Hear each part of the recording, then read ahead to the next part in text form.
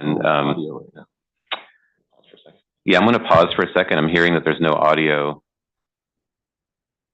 And I don't know, Chair Chiesa, if you can actually hear me. It looks like you can. I can hear you just fine. Okay. Oh, okay. So what I'm hearing is that for Zoom participants, there may be an issue. I'm going to pause for a second here to make sure. We'll need about 90 seconds to bring it up, I'm told. So I'm going to, if you want to refill your coffee or something, you have about 90 seconds to do that.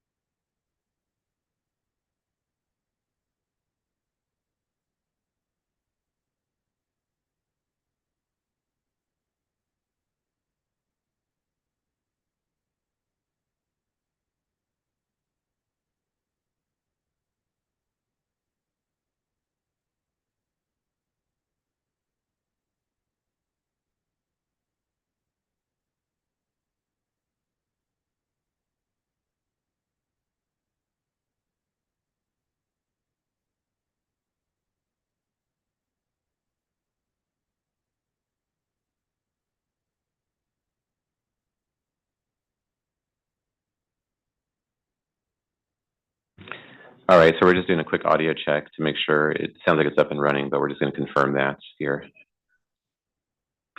I'm getting thumbs up. Okay, so I'm gonna proceed, Mr. Chair.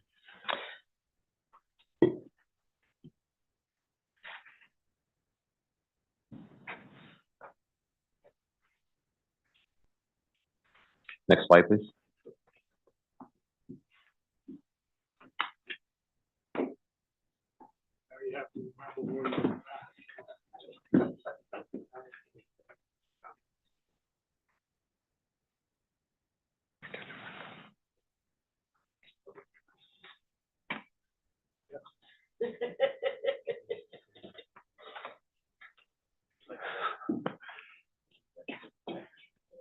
Okay.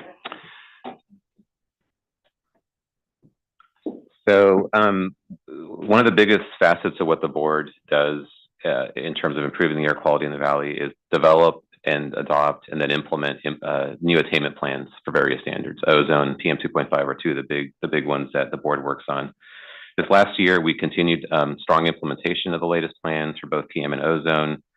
That included implementation of various rule amendments that were included in these plans that impact boilers, steam generators, internal combustion engines, refinery monitoring, and move forward with rulemaking on crude oil production sumps, conservation management practices, furnaces, leak detection, repair rules, and more. There's quite a bit of activity that the board has been undergoing to evaluate these various aspects and move forward with these strategies. We also last year continued successfully implementing the ag burn phase-out strategy that the board put into place. This is the final year of that multi-pronged strategy. By the end of this year, there will be a virtual phase-out of the open burning of these materials that were traditionally burned in the fields. We've seen dramatic reductions in the amount of woody materials that have been burned through this effort, and significant increases in the amount of materials that have been shipped or otherwise dealt with through the various beneficial reuse type practices. So this has been a major continued successful implementation this last year. And then, of course, with the Clean Air Act, it's always a challenge, just given the issues that we have in the San Joaquin Valley, again, with meeting these various standards. So this last year, quite a bit of policy development. For example, we're the only area in the country who successfully developed and EPA has now proposed for approval contingency measures this last year. So quite a bit of work on responding to various Clean Air Act mandates and putting solutions into place. This last year, we've also made significant progress in developing a new attainment plan for the 2012 annual PM 2.5 standard. In fact, that plan is scheduled to be taken to the board next month in June. And that included adopting various initial SIP elements in that plan back in the fall of last year: emissions inventory, the backup analysis, the permitting new source review, analysis with a lot of public engagement and looking into various measures that could be included in that plan. And again, as I mentioned before, successfully develop the contingency requirements that, again, first and only part of the country who's put that into place and has received approval from EPA. Last year, we also worked, again, and just sort of elevated our efforts related to community engagement through the AB 617 and other efforts. We moved forward with a various steering committee processes, moved forward with implementing community air monitoring programs in various communities, community emission reduction programs, and moving forward really innovative measures in these different communities that were included in those board adopted programs. You saw quite a bit of activity this last year in moving those forward, and really just listening to communities and trying to figure out ways to respond to their concerns with real and effective measures that can help address various issues that have been raised in these various processes. We've concluded the implementation of the expedited what's called BARCT schedule, the best available retrofit control technology, over this last year. And then, as I mentioned earlier, we're very successful this last year in securing new state and federal funding. This is something that we work on very aggressively in the San Joaquin Valley. We definitely feel like we don't always get our fair share of funding, just given the challenges that we have here, the numbers of underserved communities that we have, and the need basically that we have here. And so we fought and were able to receive quite a bit of funding that's included in this budget in the farmer program, and you'll see the numbers just listed here on the slide. The Community Air Protection Program.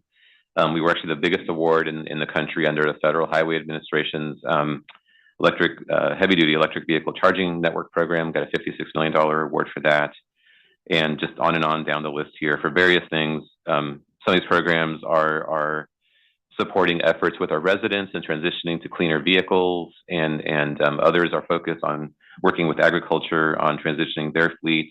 For example, the Low Dust Nut Harvester Program. You'll hear more about these different programs a little bit later in the presentation.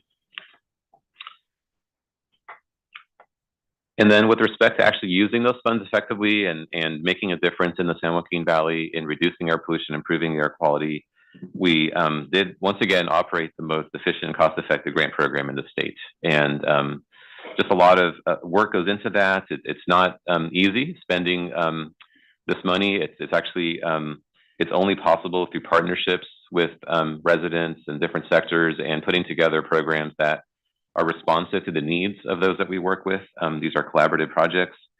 This last year, nearly $400 million was provided to replace or retrofit over 36,000 units of emissions. And you'll see some information here that reduced over 26,000 tons of emissions collectively across these different projects. And that was matched with over $760 million of funding on the part of the partners. So when you look at that grand total, it's actually over $1 billion of investment, really, when you combine the public-private partnership on those projects.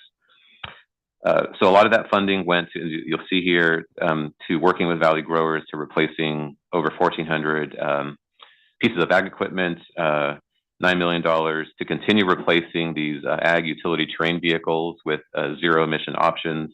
Nearly 700 of those were replaced. Replacing trucks, electric vehicle chargers, working with our public agencies, our local municipalities, and educational institutions to help convert their fleets to advanced vehicles, transit, other clean options.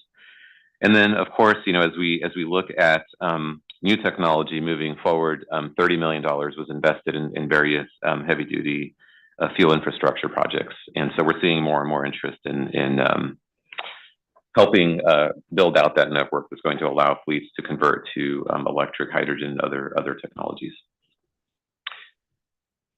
A little bit more information about some of the efforts with these, again, very large nation-leading grant programs that we operate here. $58 million for almost 1,500 projects across the valley to do alternatives to open burning that covered 75,000 acres of removals. this last year, and over 2 million tons of woody waste that under an older baseline would have actually been open burned. That's quite a bit of penetration there within that sector. There was a continued effort to keep supporting the expansion of the chipping fleet that helps provide those alternatives in that program. So about $800,000, kind of the tail end of that program to deploy those pieces of equipment. We've continued working with partners on deploying electric diesel yard trucks. That's becoming more of an option out there at various processors and yards. So that's something that we continue supporting. And as a homegrown program, as many of these are, by the way, these are programs that often are developed here in the Valley and then become models for other parts of the state and the country. Another example of this is nearly $7 million that was used in partnership with Valley Dairies to electrify significant aspects of their dairy operations, the feed mixing process, which is a mixer and some of the peripheral equipment that goes along with that. And we continue seeing demand in that space. We also worked with rail operators to replace locomotives, and we're the statewide operator of the Volkswagen NOx mitigation funding program. We didn't brand that. That's what it's called under the mitigation agreement. But basically, we're the statewide operator of that program, and it funds electric school, transit, and shuttle buses. So we deployed about $15 million under that program this last year. Many of the projects of which are located in the San Joaquin Valley. 1.6 million as another area actually of significant growth, and we're actually leading the state in this effort right now, is the zero emission commercial landscaping replacement program, the last bullet on slide 10.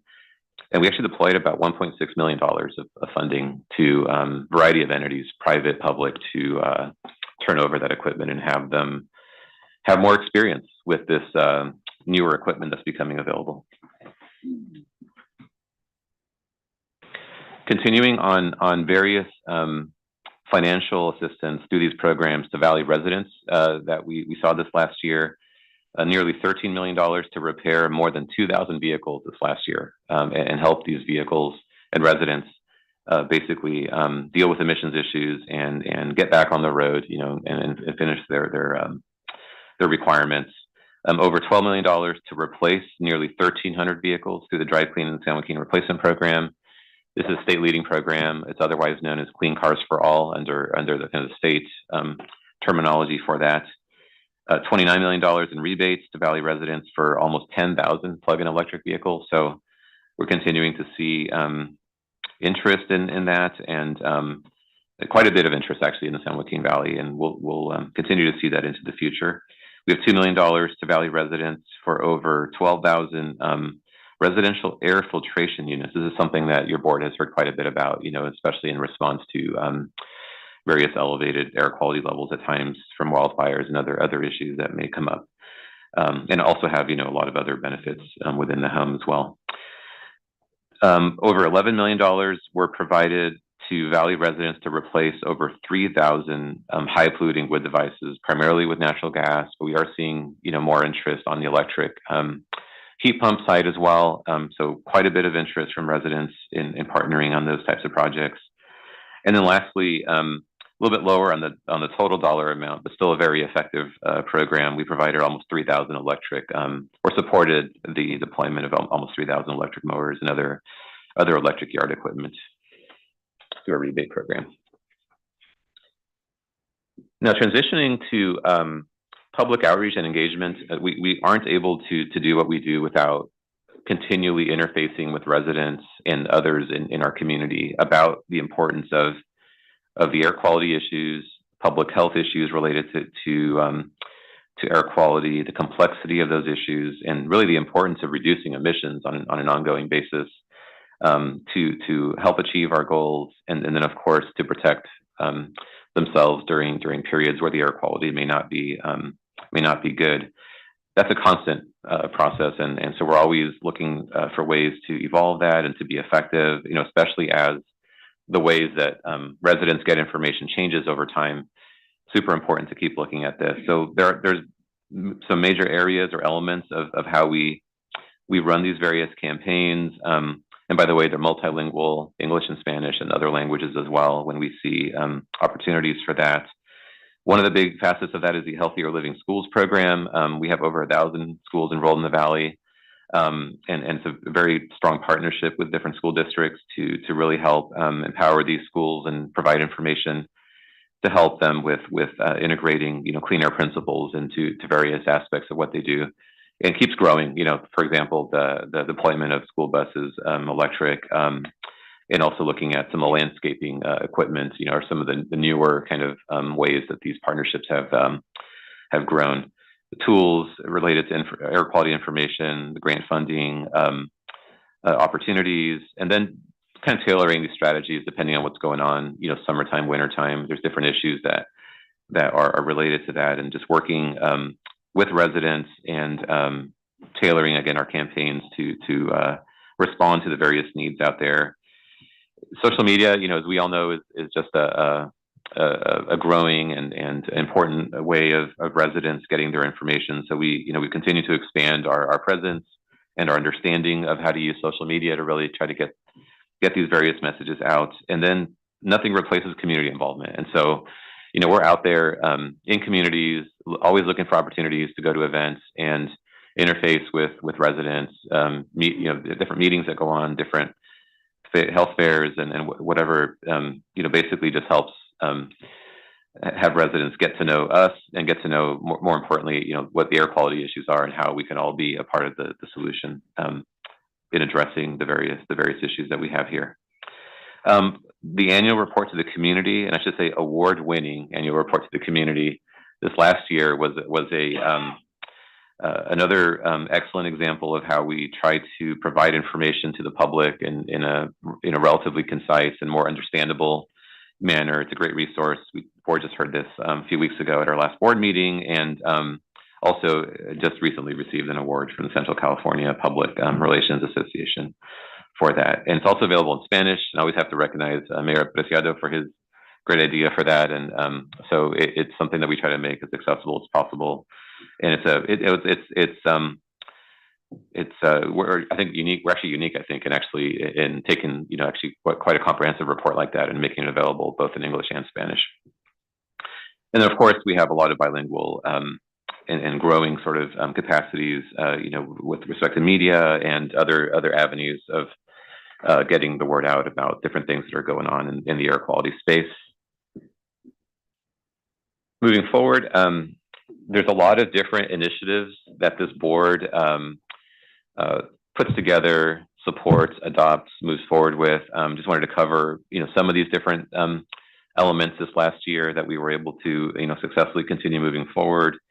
The wildfire sort of response and mitigation strategy that we've put together here at the Air District is something that is continually evolving and very important. We actually every year look for even more opportunities for working with, whether it's land managers or whether it's community organizations on looking at the cleaner rooms or cleaner centers. This is a program that is evolving every year as we continue to, as a state and I think as a region, leading the state, try to respond to, to various opportunities and impacts that are related to wildfires. Part of that, but not only limited to that, is our interaction with our county public health officers and the San Joaquin Valley Health Officers Consortium. We're an active member or active participant in that, and we have good relationships with our county health officers, and we talk about ways of trying to support, kind of communication strategies and ways of addressing, various public health impacts associated with air quality. I mentioned the Cleaner Centers program, the residential air pure programs. Those are, again, different facets of our wildfire response strategy, along with, other peripheral benefits that come from those. We actually support local research to help inform our strategies. Every year, we're always looking for ways to be a partner or in other ways, try to keep developing the science, the body of science related to air quality, so we can keep evolving, what we do in response to that development of that science. And going back a little bit to some of the burning kind of issues, we just wanted to, again, remind the board and the public that as part of this proactiveness and looking at ways to make it easier, in this case, for residents to be a part of the hazard reduction activities that go on related to wildfires. We were the first region, and I think maybe still the only region, but I can't quite confirm that, but definitely the first region in the state to begin coordinating with CAL FIRE on streamlining the burn permit issuance process for those various important activities that happen with that. And then, as I mentioned earlier, received approval from EPA, proposed approval on our contingency package, which was, definitely something that, was very proactive in some ways, and really trying to work with EPA and CARB to figure out, how do we actually comply with that evolving, set of requirements. This last year, just wanted to also very happily report, that we continue demonstrating excellence in government here. That's measured by different, metrics here, but everything from productivity across different programs, permits, inspections, the grants. We just mentioned a lot of the various stats related to our grant programs, the regulatory measures. We're very effective in what we do. We provide excellent customer service to various entities that we interface with. We have a high degree of morale here and good motivation from our staff in responding to these expectations that your board has put into place, and that the San Joaquin Valley public has really just, has come to expect of us, and have a good working relationship here. The district does with the Employees Association, and have a very robust and just a very important work culture here that we call STAR, that is a big part of supporting, what we do here. We did receive an award this last year for best practice in air pollution control from a national association for the Healthier Living Schools program that I mentioned earlier. And wanted to also mention, from an independent auditing point of view, over this last year or so, there was quite a bit of activity, on the fiscal side. Once again, had a strong audit with respect to our finances. I'm actually on the third sub-bullet there, starting with that one. And then on the programmatic side, CARB and the State Department of Finance recently conducted a really large audit, actually a 10-year audit, 10-year look back on hundreds of millions of dollars worth of program implementation, and both on the programmatic side as well as on the fiscal side of the implementation, found that we were, basically just the highest marks possible, successful audit, proactive in what we do, and just a great, again, independent verification of the work that we do here. And then for, I think the 9th year in a row, maybe we received a certificate of achievement for excellence in financial reporting from the Government Finance Officers Association, otherwise known as GFOA, this last year.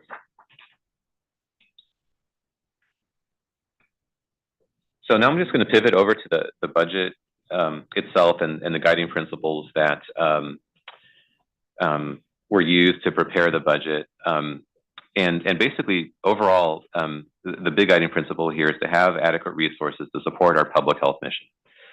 And there's different facets of that. There's the implementation and the effective implementation of clean air mandates and strategies. There are public health consequences of not being effective in continuing to move forward and make progress with respect to various standards. There's also large economic implications, for example, under the Clean Air Act, if we're not able to put together approvable plans and are then subject potentially to, say, some of the sanctions that are available under the Clean Air Act. So very important to have that effective implementation, again, driven by our public health mission. Providing excellent customer service, is something that, takes resources and is, again, something that the board has always been very, has always placed as a high priority for the agency, which includes expedited permitting grant processing. One of our core values is to have strong public accountability and engagement with the community. So having resources in place to have that full accountability, having an effective public education and outreach strategy that I'd mentioned earlier, supporting sound science and air quality modeling, so that we make sure that the plans and strategies that we pull together are actually effective in achieving the goals that are intended from those different strategies. And then, of course, continuously improving and innovating here. We do like to take advantage of technology, and just I wanted to note that we are, for example, transitioning this entire video teleconferencing system to a new system. We're actually currently in the middle of that process right now. And so, we do these types of improvements on an ongoing basis and are always looking for ways to be ahead of the pack, if you will, on technology. I also wanted to mention that we do something that I think is pretty unique here as a public agency in employing what's called zero-based budgeting as our approach for developing the budget, which, as a quick summary of what that is, basically at the beginning of this budget process, which starts actually towards the end of the calendar year, even earlier, but it's really a full-time process for us here. What you do is you look at every facet of what we do, starting from a zero basis. So you project forward into the coming year and ask ourselves, what is it that we think we need to do for permitting, for grant processing, for developing attainment plans, and you construct your entire budget, not starting from a status quo budget, and then think of as if that is your starting point, but you actually start from a zero base and look for good quantification of what that workload is, but then also equally importantly, look for ways to get that work done through efficiencies, through various measures that you can put into place, through technology, as I mentioned before, and seeing how that might be able to help. So we, once again, this last year, used that process, and it's quite a bit of, it's a very intense process for our directors and management team, and working with various teams here to pull that together. Moving forward with more guiding principles on the budget here, we also want to make sure, and this has been a principle that the board has always prioritized here, is making sure that we have the means and basically can accommodate any state and federal budget uncertainties. As those budgets sort of move up and down, we create budgets and approaches to try to mitigate any potential impacts from that. And so one big example would be we do utilize some temporary staffing on programs that do sometimes can move up and down, and so that is another principle again that we thought about in this budget. We want to minimize red tape and administrative costs. We try to run very lean on and try to be very efficient with everything that we do here. Keep our fees. Part of that is keeping our fees as low as possible, and we do relatively have the lowest fees out there, and can do our work very efficiently here. But also part of that is also advocating always for resources, bringing more resources into the valley, and always looking for efficiency measures to cut costs here. So as far as our fiscal outlook for the coming fiscal year of 2024-2025, we do see our stationary source operating revenues as stable. So we think that those revenues are basically projected to not be changing significantly. I did want to note that we are undergoing a fee analysis at this time to make sure that moving forward we always do get that program recovery that we're looking for in those various programs. But again, we're projecting stability in that program. We do see the state and federal operating grants are also stable. So we do get some funds from the federal and state governments. EPA 103 and 105 grants, for example, are still in place and are in similar amounts. State subvention, again, we also get that amount as well. And you'll hear a little bit more about those details later in the presentation. And we do see in the coming year significant funding and workload from the administration of various state incentive programs and mandates. So you'll see that in the incentive spending plan that Todd will go over, and you'll see that covered also just with various programs that we operate here, with a lot of revenues anticipated in this fiscal year from the advocacy that's been happening here over this last year, but also with administrative revenues available to offset costs that are associated with implementing these various programs that we operate here. Also want to talk a little bit about some of the strategic challenges and opportunities that just looking ahead that we're thinking about and just are always being evaluated.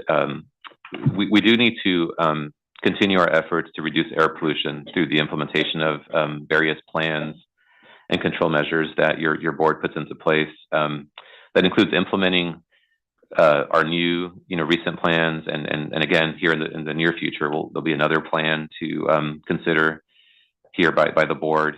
That also includes putting together maintenance plans for both ozone and PM standards. And what those mean is that when we basically meet a standard, we also have to write plans now to do what's called maintenance of that standard. And so that's something that it's a positive side of the effort is when we meet standards.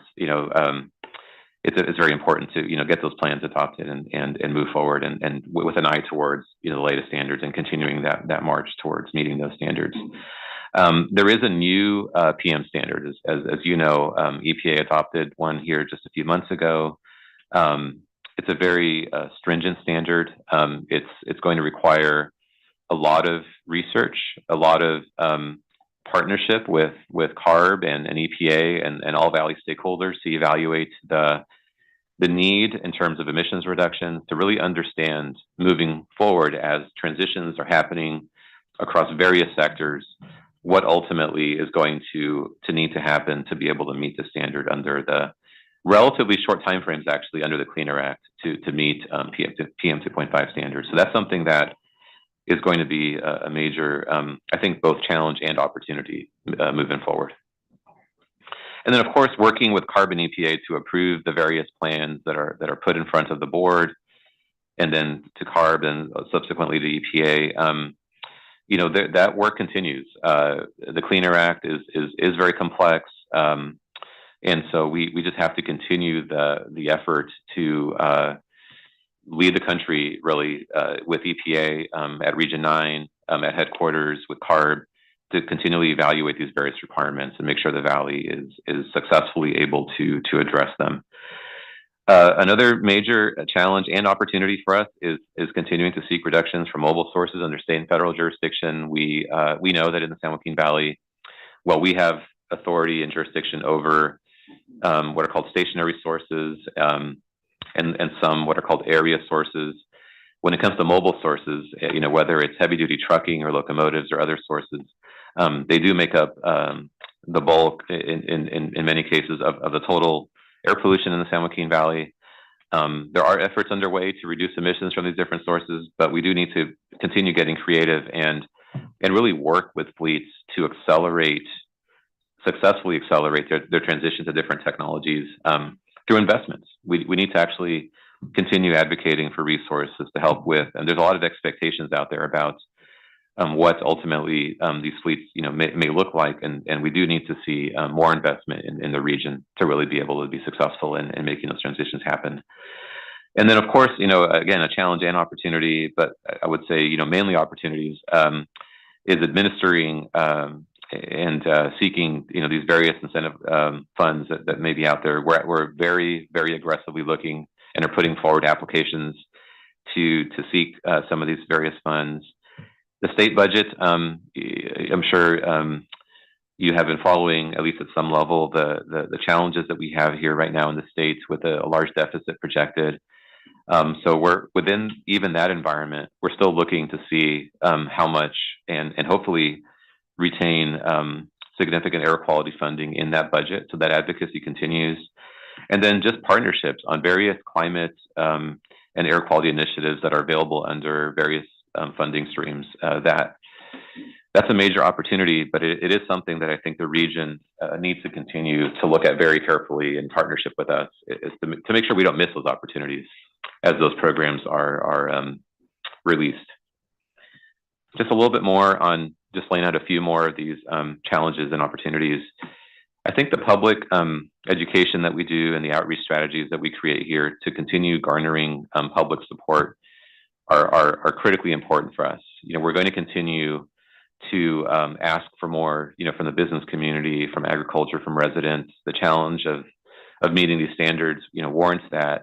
And I think that strategy overall is only going to be as effective as residents and businesses and public agencies are aware of the importance, number one, of doing that, and number two, are meaningfully engaged on developing these strategies and making sure that there's also equity, centrally grounded in how we think about these things, to make sure that our underserved communities aren't left behind or are unduly impacted by how we go about in moving forward with these different strategies. So I think that's that is going to be a major challenge moving forward, but also a big opportunity for us. And then, and I covered that, I think, with the second bullet on this slide. And lastly, I think moving forward, we want to continue to set the example for other public agencies. You can never take your foot off the pedal on this. The work culture, what makes our work culture strong here is that it's continually evolving. We're always looking for ways to bring different elements into that, and it's very, a lot of staff-led efforts within that. Continue to provide exceptional customer service. That we have to keep looking for different ways to provide these programs to different segments of the Valley community, and just be national leaders in air quality management. And we are now, and I look forward and looking ahead, want to continue to see this agency be in that role. Now, just covering a couple of the major highlights here in the 2024-2025 budget. Overall, the budget is up about 1%, and that reflects full year's funding of some recent position enhancements that the board has made, along with some of the other, and you'll hear a bit more information later about some of the various accounts and kind of where they are. It does include a 6% projected salary savings that's managed through position control here. So overall, it's up a bit by about 1%. We do see, as I mentioned earlier, and you'll hear in about a minute or two, the significant workload that we're projecting in the coming year that we anticipate absorbing through various efficiencies and program flexibilities that we have here to be able to handle those various programs. We once again are projecting and are aiming to have a very strong public education and outreach strategy in the coming year. To hit on various aspects of what we do here and really, again, get the communities involved in engaging us on various measures that will be deployed in the coming year. In this budget, we have the expeditious administration and use of about $575 million of incentive funding accounted for. There is funding in the budget to support Valley-based scientific research efforts, and there's some sort of priority areas that are identified, and that's continually evolving as we see opportunities out there. And overall, it's a balanced budget with adequate reserves and contingencies. So very happy to report that we were able to pull together a recommended budget that meets all the board's requirements and is balanced.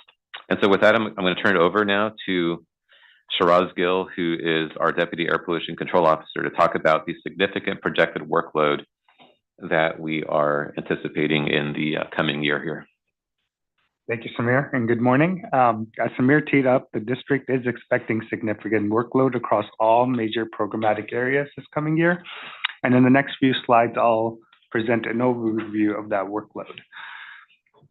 So in response to EP's reversal on their prior proposal approval of the 2012 PM 2.5 standard portion of the 2018 PM 2.5 plan, the district and CARB have been working very closely on an updated plan for the 2012 PM 2.5 standards. In finalizing the plan, the district will need to work to identify, assess, and craft new feasible, cost-effective measures and provide additional technical analyses to secure final approval of the plan by EPA.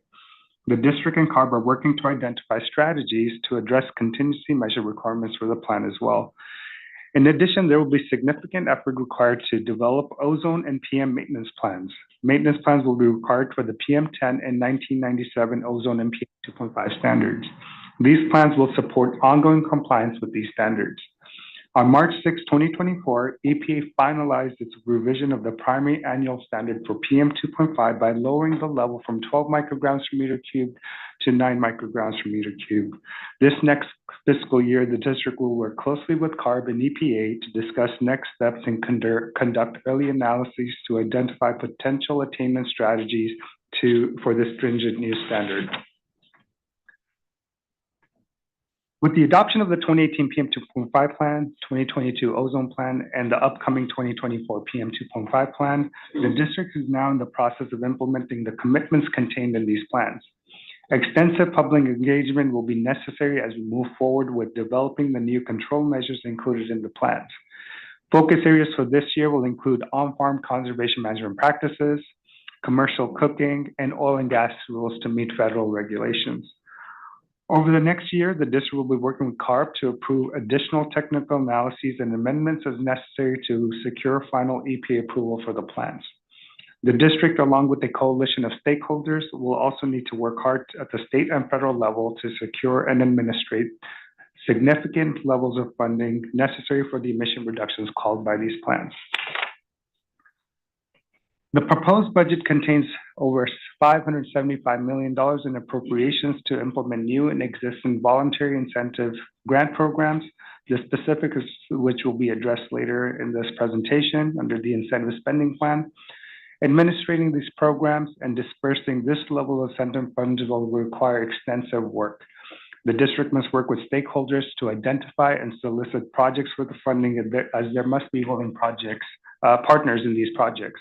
We are working to develop additional online application portals to enhance access to these programs and also streamline the process of these applications as well. Applications must be evaluated to ensure eligibility and compliance. Emission reductions must be quantified to each project. Emission reductions must be verified through ongoing monitoring and inspections. And we are also working to develop and implement the new community identified programs adopted under the AB 617 Community Emission Reduction Programs. Each of these programs must be approved by CARB before state funding can be used. And for much of the funding, the enabling legislation imposes ambitious deadlines for liquidation of the funds, which means we do not have much time to get the money out the door. The federal budget also includes numerous substantial clean air funding opportunities being made available through the implementation of the Inflation Reduction Act, that bipartisan infrastructure law, and other strategies contained in the Building a Better America initiative. These opportunities are being administered through almost every office in the federal government. The district is aggressively pursuing all relevant opportunities to bring substantial clean air funding to the Valley. These efforts include directly applying for all funding opportunities in which the district is an eligible applicant and building and supporting regional and industry-specific partnerships and coalitions to ensure that these opportunities are taken advantage of. The significant work will require substantial effort in providing guidance as these opportunities are being developed, tracking opportunities as they are released, researching new opportunities, and planning for and submitting proposals for funding. Examples of these opportunities include EPA's Climate Pollution Reduction Grants Program and the Federal Highway Administration's Charging and Fueling Infrastructure Program, under which the district was awarded $56 million for electric vehicle charging depots in the Valley. With the board established priority of strong community engagement, the district is committed to working closely with Valley residents and stakeholders to help communities disproportionately impacted by economic and environmental inequities by forging new partnerships in communities across the Valley. The district will be working to build capacity within communities, share best practices identified within other communities, and leverage cleaner opportunities and resources.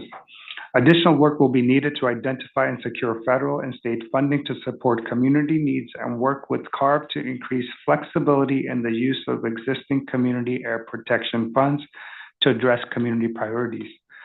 As part of the district's community engagement efforts, the district will also need to spend significant efforts on the continued implementation of AB 617. When a new community is selected under AB 617, it represents a multi-year commitment to working with the community on monitoring and emission reduction plans. The district must work with the community steering committees to continue to understand and respond to community needs and implement the numerous measures included in the community emission reduction programs. As the first-year communities of South Central Fresno and Shafter approach the end of the 5-year SERP implementation in February 2025, the district will shift focus to reporting, shifting funds, and strategizing how to meet all SERP commitments in the coming year. New state and federal mandates will also require the expansion of both the federal regulatory air monitoring network as well as the development and deployment of community-level air monitoring networks associated with AB 617 and recently legislation around refinery monitoring. There will also be an emphasis at the state level to conduct additional air monitoring for prescribed burn projects, and the district will play a role in these efforts for the projects in the Valley. Under your board's direction, the district has been expanding the capacity and enhancing the district's air quality modeling center. The modeling center is used to develop models that are critical to understanding the Valley's complex air quality in evaluating potential strategies as the district prepares numerous attainment plans, SERPs, and to support the development of the district's innovative real-time air advisory network system. Significant staff resources will also be required to continue to develop the in-house capacity necessary to fully utilize the resources available to the modeling center in support of ozone and PM 2.5 plans. In fiscal year 24-25, the district plans to complete numerous exceptional event documentations to demonstrate that pollution episodes caused by wildfires and windblown dust events were beyond the scope and control of the district's comprehensive and stringent air quality management program. Each submittal takes thousands of hours of data gathering, analysis, and modeling to justify to EPA that these high pollution episodes should be excluded. Documentation will be necessary for clean data findings for the upcoming deadlines for the federal particulate and ozone standards. As we have implemented PM 2.5 plans, ozone plans, and BARC commitments, there are several new and existing rules which have been recently adopted by your board that have upcoming compliance dates. These include rules affecting industrial flares, industrial boilers, steam generators, process heaters, internal combustion engines, oil production wells, storage of organic liquids, components at oil, gas, and refining facilities, and ag open burning. Implementation will include significant outreach, compliance assistance, permitting, inspections, testing, monitoring, plan report review, and reporting.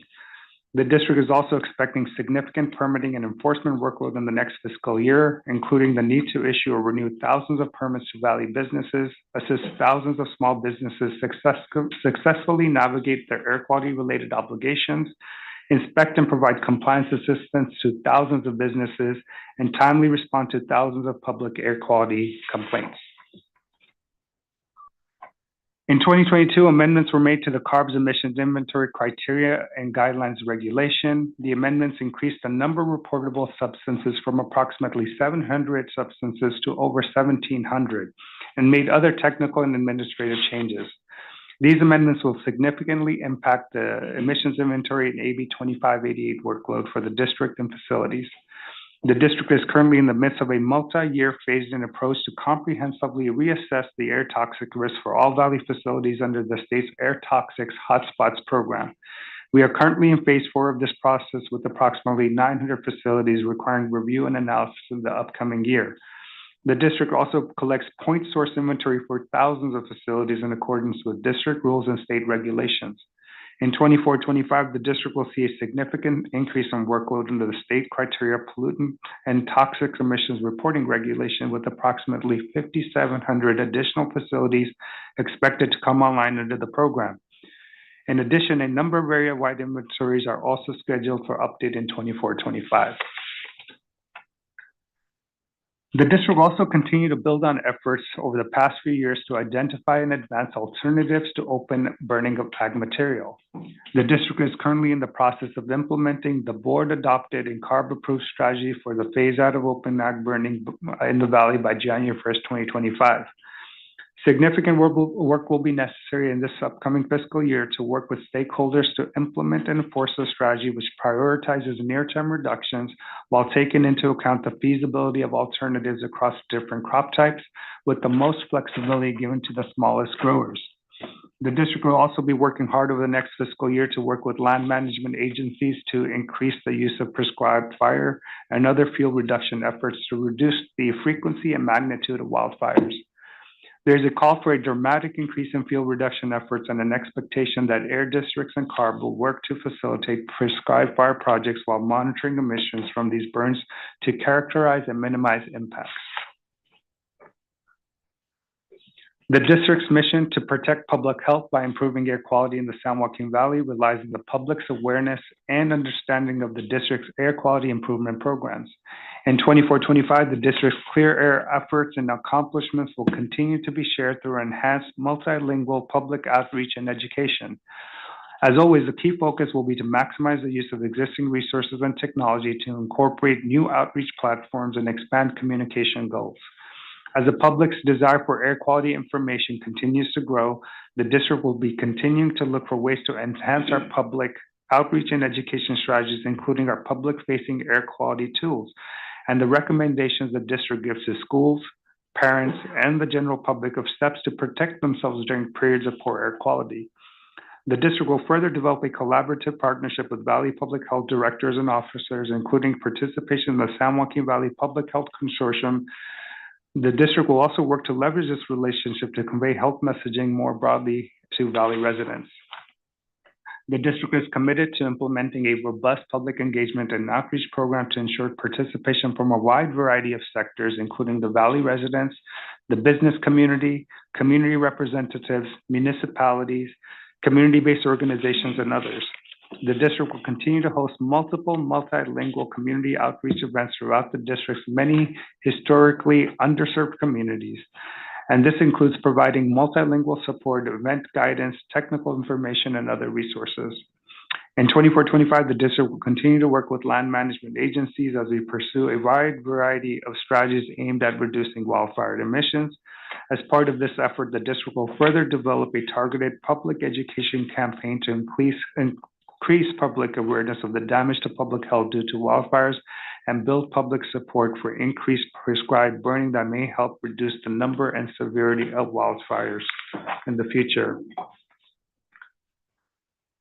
Consistent with your board priorities and in support of attainment efforts, the district will be working to leverage university and other available research resources to support health and scientific studies in a number of important areas, including understanding the short-term, long-term public health changes and public health impacts associated with continued air quality improvement efforts, studies in support of understanding the changing PM 2.5 source apportionment,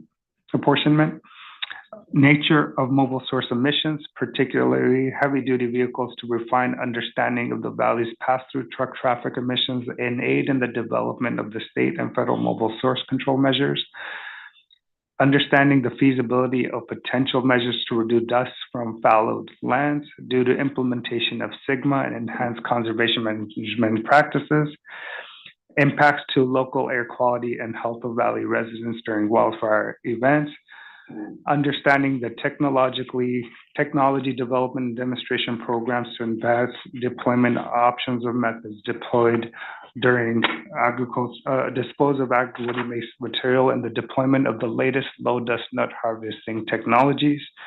And finally, understanding the nexus between air quality and climate change to identify co-beneficial opportunities to reduce both criteria air pollutants and greenhouse gases. And with that, I'll turn it over to Ryan Hayashi to discuss the efficiency and streamlining measures. All right. Thank you very much, Shiraz. Good morning, members of the board. Happy to be here today. Today, I have the pleasure of sharing with you some of the efficiency and customer service focused efforts the district has recently completed, as well as those currently in the development and implementation phases, with the goal of continuing to address the high volume of existing and new workload as previously discussed, all with an eye towards ensuring we continue to provide the highest level of customer service that your board has established for this agency. The management team under your board's direction has spent considerable time and effort promoting our STAR work culture, resulting in an extremely positive working environment where employees show significant ownership over the programs they work in and the organization as a whole. This is seen through the thousands of employee suggestions that have been received and implemented, resulting in a collaborative and solution-oriented workforce. Training plays a key role in all of our efficiency efforts, and towards that end, apologize for that. Training plays a key role in all of our efficiency efforts, and towards that end, staff receive advanced cross-training within and outside of their departments, allowing for maximum flexibility to be able to handle the ever-changing and cyclical workloads. The district also strategically uses temporary staffing, which allows us to reduce costs, minimize overtime, and to address fluctuating workloads. I'm happy to report that the majority of the documents we receive now are being processed paperlessly across all departments, including internal paperless processing workflows, and scanning all hard copies of documents and developing resources to identify and locate records more quickly. The district recently fully transitioned to using new public records request software, which has significantly streamlined work processes and improved and simplified tracking mechanisms to ensure all requests are being properly addressed. Additionally, the new public records request system continues to expand the already extensive public information that's available on the district's internet website. This transition also includes electronic processing of documents such as requisitions, claims for payment, permit applications, hearing board packets, and public notice packages, which has also helped to reduce processing and handling times. Timely completion of work is of the utmost importance, and with that in mind, we have been developing better guidance, tools, and training for management and supervisory staff to improve the quality and tracking of staff work assignments. As a public agency, it is important for us to hear from and interact with the many communities throughout the Valley. And over the last several years, the district has devoted significant resources to improve and expand our community engagement efforts. As part of these efforts, especially those pertaining to engaging low-income and disadvantaged communities across the Valley, numerous tools have been used to facilitate and improve community discussion with the goal of creating more deliberative and interactive processes. Communication with our stakeholders is essential, and we continue to look for ways to better outreach and engage with the public, including with working closely with the district's Environmental Justice Advisory Group, enhancing the district's website, including adding multilingual functionality and strategic use of social media. The district's community engagement efforts have involved considerable need for the interpretation and translation services in order to provide access to district services. To address this need, the district developed policies and procedures for the translation of key documents into additional languages and providing trained interpreters and translated documents for public meetings where there is expected to be limited English participants.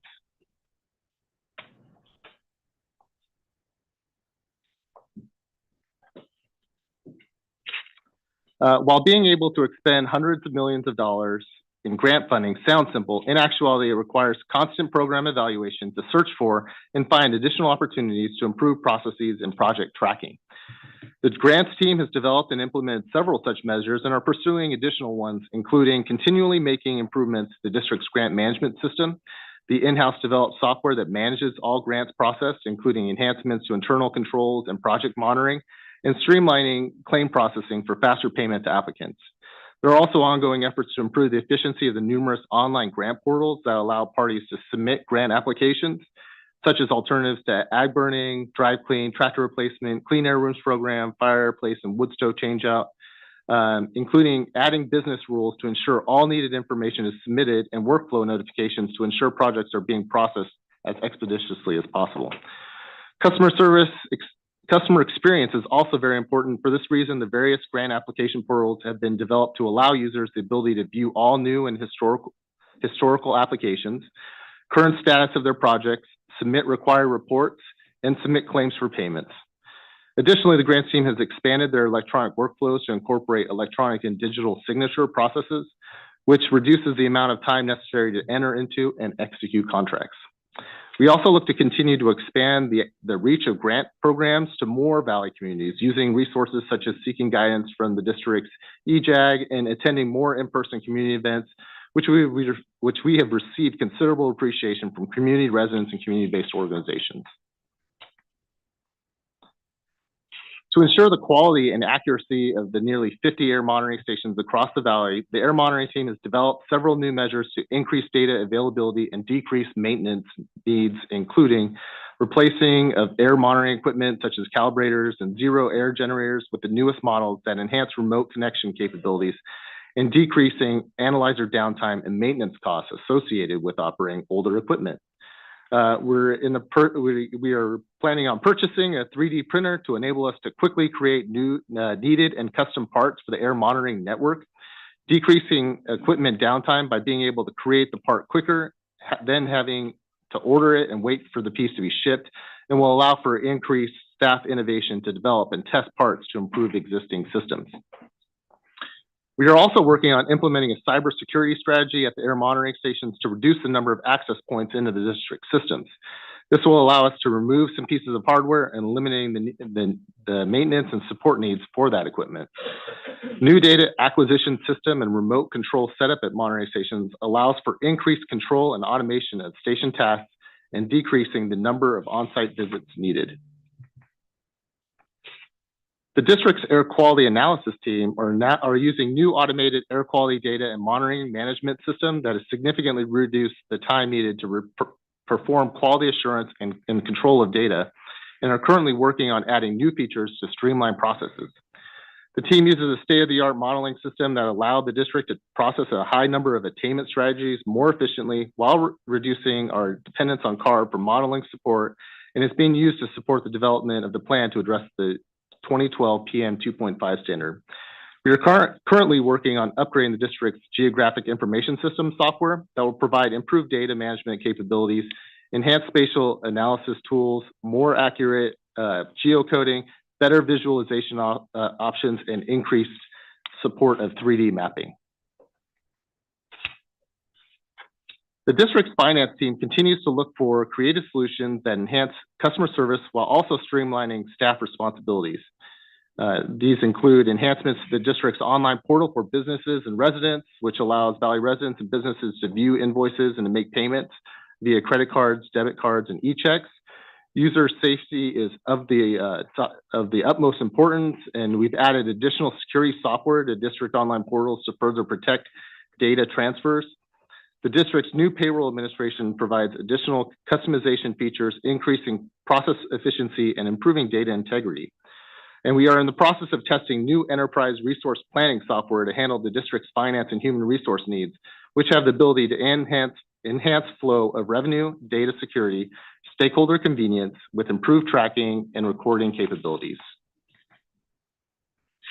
The district relies heavily on IT solutions to provide essential services to Valley stakeholders and district staff.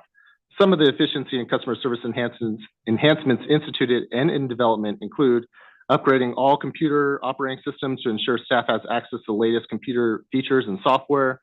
We're in the process of developing multi-site redundancy between the district offices to ensure all air quality information in district services are available at all times. We use advanced security software to monitor over 100 individual servers, each with detailed monitoring requirements, saving the district considerable staff resources. And we recently began using new network management software that proactively identifies and resolves real-time issues and automatically provides needed updates and security patches to network devices. We've also begun limited utilization of artificial intelligence services and are currently in the process of evaluating beneficial uses to improve our efficiency and enhance customer service. The primary goal of the district's enforcement program is to be in the field conducting tens of thousands of inspections and complaint investigations each year. And in order to be able to complete this work, constant evaluation of existing processes must be performed and improvement actions taken.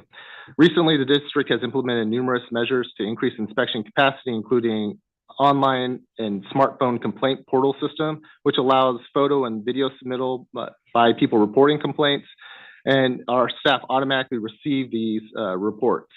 We're currently developing a smartphone application for the creation and submittal of compliance inspection reports. We're developing a dust control plan and asbestos portal to allow for submittal of required plans and notifications, both improving service to the public and eliminating manual data entry. The grant program enhancements that we've added to directly assign staff work and added milestone tracking to ensure inspections are being completed as quickly as possible. We've also partnered with CAL FIRE to develop the first of its kind agreement to incorporate districts' hazard reduction burn permit into their online permitting system. Staff are provided the latest in technology to perform their jobs, including exhaust gas analyzers, forward-looking infrared cameras, and toxic vapor analyzer. And we continue to prioritize education as one of the primary means to increase compliance for the district, state, and federal requirements. And towards that end, we routinely develop compliance assistance bulletins to make Valley residents and businesses aware of any recent regulatory amendments and upcoming compliance dates.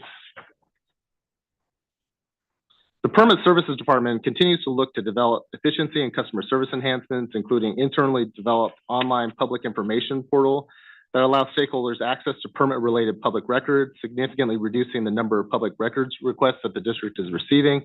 We're in the process of enhancing the web-based related tools and resources to make it easier for Valley businesses to meet the requirements of the employer-based trip reduction rule, including creating a new webpage with improved ability for users to submit registration plans and annual survey results. And to address the state requirements regarding the Air Toxic Hotspots Information and Assessment Act, the district has been consolidating air toxics and emissions inventory databases which simplifies tracking and added the ability to prioritize facilities for evaluation more easily. We're taking the statewide lead for writing hotspots guidance for the auto body coding operations, which is allowing us to streamline the required assessment of these operations while obtaining all necessary information. We are also developing enhancements to our permit administrative system to facilitate hotspots project tracking. To address emission inventory requirements for the state's criteria air pollutant and toxic air contaminant regulation, commonly referred to as CTR, we have added new programming to the permit administration system, which ensures accurate and efficient tracking of CTR applicability and reporting year by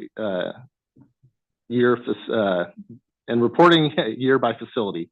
We've added new staff interface, data entry forms to streamline data inputs, enhance accuracy and quality through automation.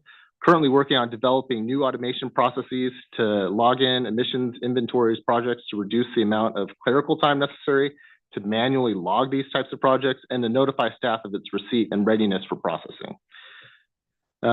We've also added features for online portal emission inventory submittals that automates the creation of projects. And at this point, I will turn it over to Todd DeYoung, the Director of Grants and Incentives, to discuss the incentive spending plan. Thank you. Thank you very much, Ryan. Good morning, Mr. Chair, members of the board. I'm going to spend the next several minutes going through the process and how we administer the district's incentive-based strategies and how we use a set of principles that have been developed by your board to develop and to implement our incentive spending plan, how we construct that incentive spending plan, which again, this fiscal year tops $575 million. We used a set of principles that again have been developed by your board through the years. And the first one of those is focus on achieving the greatest emission reduction benefits in an expedited manner. We need the most amount of emission reductions we can get as quickly as we can get them. So that's kind of our number one tenet that we go by when we implement our incentive-based strategy. We promote efficient and timely access to funding. This is critical. We need to meet industry residents where they are. We need to be as efficient as we can possibly be in the administration of our incentive program fundings. Whether that means getting a deep understanding of procurement cycles of a business that wants to, purchase new equipment, understanding the agricultural industry and their, their time frames for purchasing equipment or harvesting. We really want to make sure that we're meeting industry, meeting folks where they are, and being as efficient as we can with the access to this funding. We want to make sure that we have equal district outreach in all regions. We have a 25,000 square mile boundary in our district, 59 cities, 8 counties. There's a lot of outreach that needs to be done, and we want to make sure that we're giving everybody equal access to the incentive funding that's available through our programs. And we need folks to know about it. These are all voluntary programs, and so we need for businesses to know about our programs. We need for industry to know about our programs. We need for residents to know about our programs and how they access those programs and make it easy for them to access those programs. So that outreach is really critical. We have a variety of strategies that we use. Depending on the program, we have very targeted outreach for some programs. We have very wide sort of global outreach for other programs, and it's really developed, internally and externally, working with industry groups, trade groups, community groups on the different types of outreach that are necessary under the programs. We want to maximize the flexibility within the deadlines that we have to provide the best possible customer service. You've heard customer service is a consistent theme across all of the operations here at the district, and we want to make sure that we're providing that outstanding customer service. We want to, again, that gets back to meeting people where they are, meeting industry where they are, meeting businesses where they are, and getting a really good understanding of the needs of the people that are going to be taking advantage of these programs. We don't want to implement artificial deadlines and artificial barriers. We want to make sure it's as streamlined and as easy as possible to access these grant funds. We want to make sure that these are actual SIP creditable emission reductions. We want to make sure that to the extent possible, we're getting credit for the emission reductions and for the money that's being invested in the Valley as we're working towards meeting our federal and state air quality mandates. We want to make sure that what we're doing is making a difference in those programs and is reflected in those plans. We're always seeking opportunities to leverage other funds and promote partnerships. One of the key tenets of all of our programs is stakeholder buy-in. And you've seen, consistently that, the grant programs that we operate don't generally cover 100% of the cost of anything. We think the stakeholder buy-in is critical.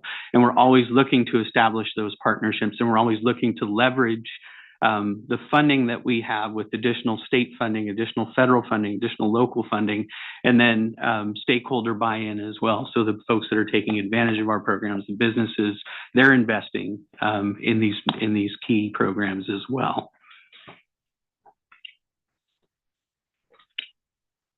And so as we develop our incentive spending plan, there are a set of key factors that we look at. Again, cost effectiveness is that first one. Biggest bang for your buck. How much emission reductions can we get for every dollar that we're investing in these new technologies? The inventory of projects.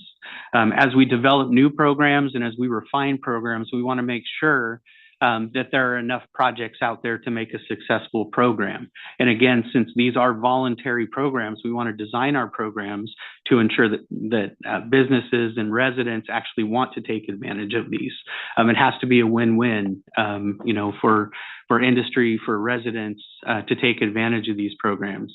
And so that inventory of projects is a real critical thing that we need to understand when we're developing programs. And when we're, looking at modifying programs, we want to make sure that we maintain that inventory of available projects. The statutory funding constraints. We deal with dozens and dozens of individual funding sources from the state level, the federal level, local level. Every one of those funding sources comes with statutory constraints that we have to be aware of. And that's everything from the type of equipment you can fund, how much you can fund, what percentage you can provide. And there's details in every one of those funding sources that we have to be aware of. Deadlines for expenditure. Every funding source comes with deadlines when you have to spend the money by. So as we're looking at these programs across the board, we have to make sure that what we're proposing works with the deadlines that are associated with each of those funding sources. Health benefits is another critical one. We want to make sure that our programs are providing health benefits.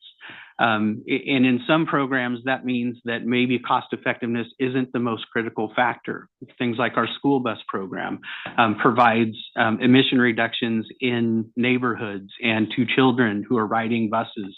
Maybe not the most cost effective of projects that we operate, programs that we operate, but they're providing those critical emission reductions within those communities and providing those health benefits to those residents that need them the most. Technology advancement is also a critical component of what we do. We have to make sure that we're pushing the envelope, that we're innovating, that we are demonstrating and deploying the cleanest available technology, the newest available technology. A couple recent examples of that would be the Frito-Lay project up in Modesto, where we deployed some of the, you've all heard the first of their kind Tesla electric trucks. Most recently, we're working with OK Produce right here in South Central Fresno. Again, they're going to be deploying, state-of-the-art zero-emission truck technology right within one of our AB 617 communities. Fantastic project that we're working on there. And most recently, we're working with Watt EV. You guys heard just a couple months ago about the Watt EV project that's going to be providing some significant funding for infrastructure that's going to be necessary to support zero emission goods movement in and around the Valley. So, all of these things, technology advancement is a critical component of what we do. We're always looking for the next great thing. Environmental justice and community level focus. We work very, very closely with our environmental justice advisory group. your board has put a significant priority on providing funding to traditionally underserved communities and underserved residents throughout the valley. So those two tenets are very, very key as we're looking at developing our programs and assigning funding through our spending plan. And then again, strong program outreach. It gets back to that inventory of projects. You know, we can't do what we do unless we have the projects. And so that program outreach is critical, working with industry groups, working with community groups, working with dealer networks, you know, to promote these projects and really getting the word out. You know, social media, targeted outreach, global outreach, all of those things are critical in what we do. So now I'm going to dive into a little bit of the details about the spending plan. And our spending plan is really broken up into three major components. The first one is our community incentive programs, then our heavy duty programs, and then some of our technology advancement programs. So as I mentioned, we work very, very closely with our environmental justice advisory group, and they provide us with feedback, they provide us with recommendations on how we can be more efficient and how we can target some of our sources.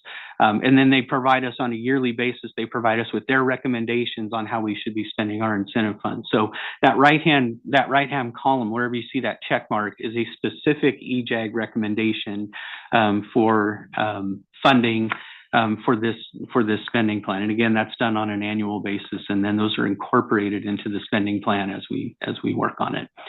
So the first one is our fireplace wood stove changeout program. This is our community level incentive programs. We've got $16.2 million allocated for that. Our clean air rooms program, which provides individual residential air filter devices. We've got $1.7 million allocated to that. The Wildfire Smoke Clean Air Centers program is a program that's been operated for the last several years. We're at the very, very tail end of that. That provides clean air center funding for smoke impact days, wildfire impact days, where residents can seek shelter from the impacts of wildfires. We have about $45,000 left in that program, just at the tail end of administering that program. The next is our Drive Clean in the San Joaquin program. It's three components there. We've got vehicle replacement, vehicle rebates for new vehicle purchases, and then funding for our tune-in, tune-up vehicle repair program. Our zero emission landscaping equipment voucher program, that's the commercial side of we have two programs that target landscaping equipment.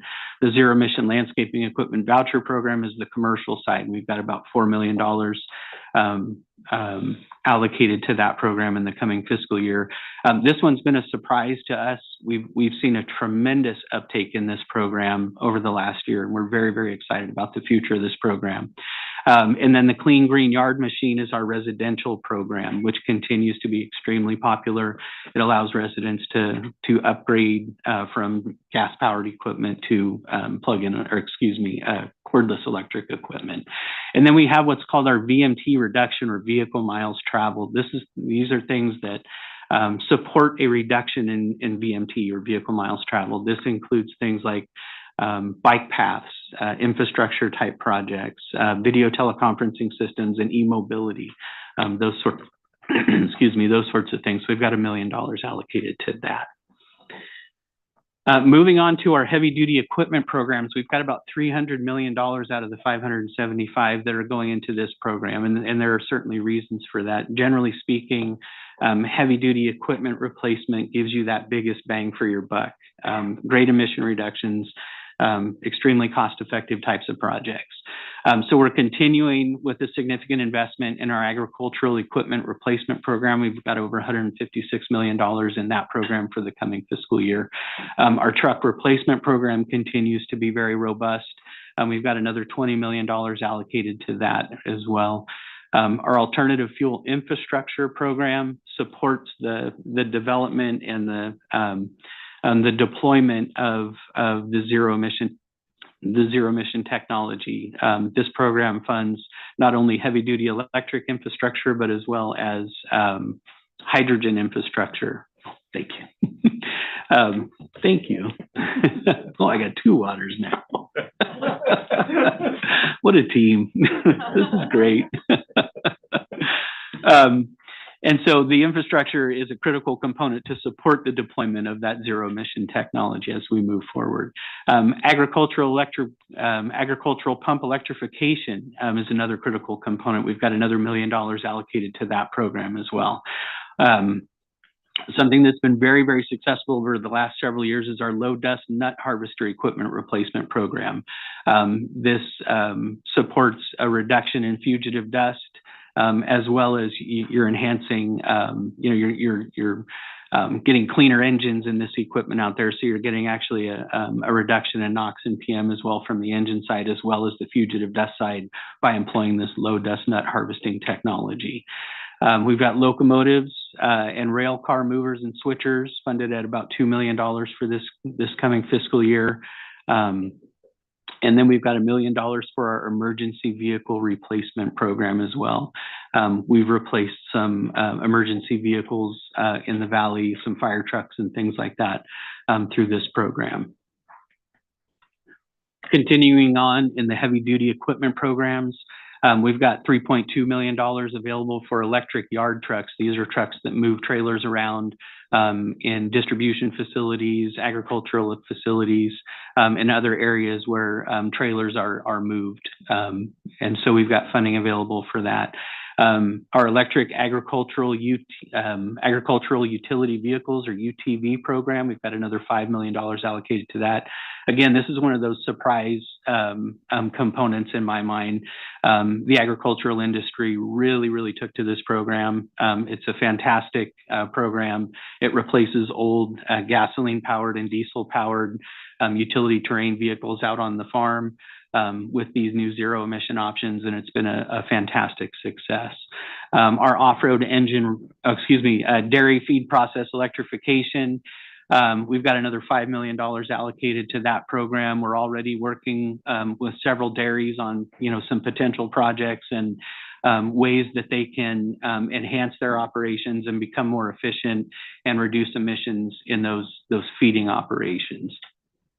Our off-road engine repower program, we've got about $3 million in this program.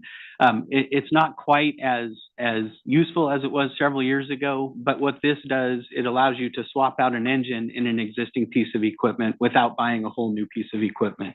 Now, due to a variety of reasons, it's not necessarily as easy these days with all the electronics that are incorporated into these new engines to do repowers, but there are still a significant number of opportunities there. So we've got some funding for that program. Our school bus replacement program, again, one of those exposure reduction, the health benefits to this program are critical, and it's been fantastically successful. School districts up and down the valley and throughout the state are really taking advantage of all of the funding that's available for these programs.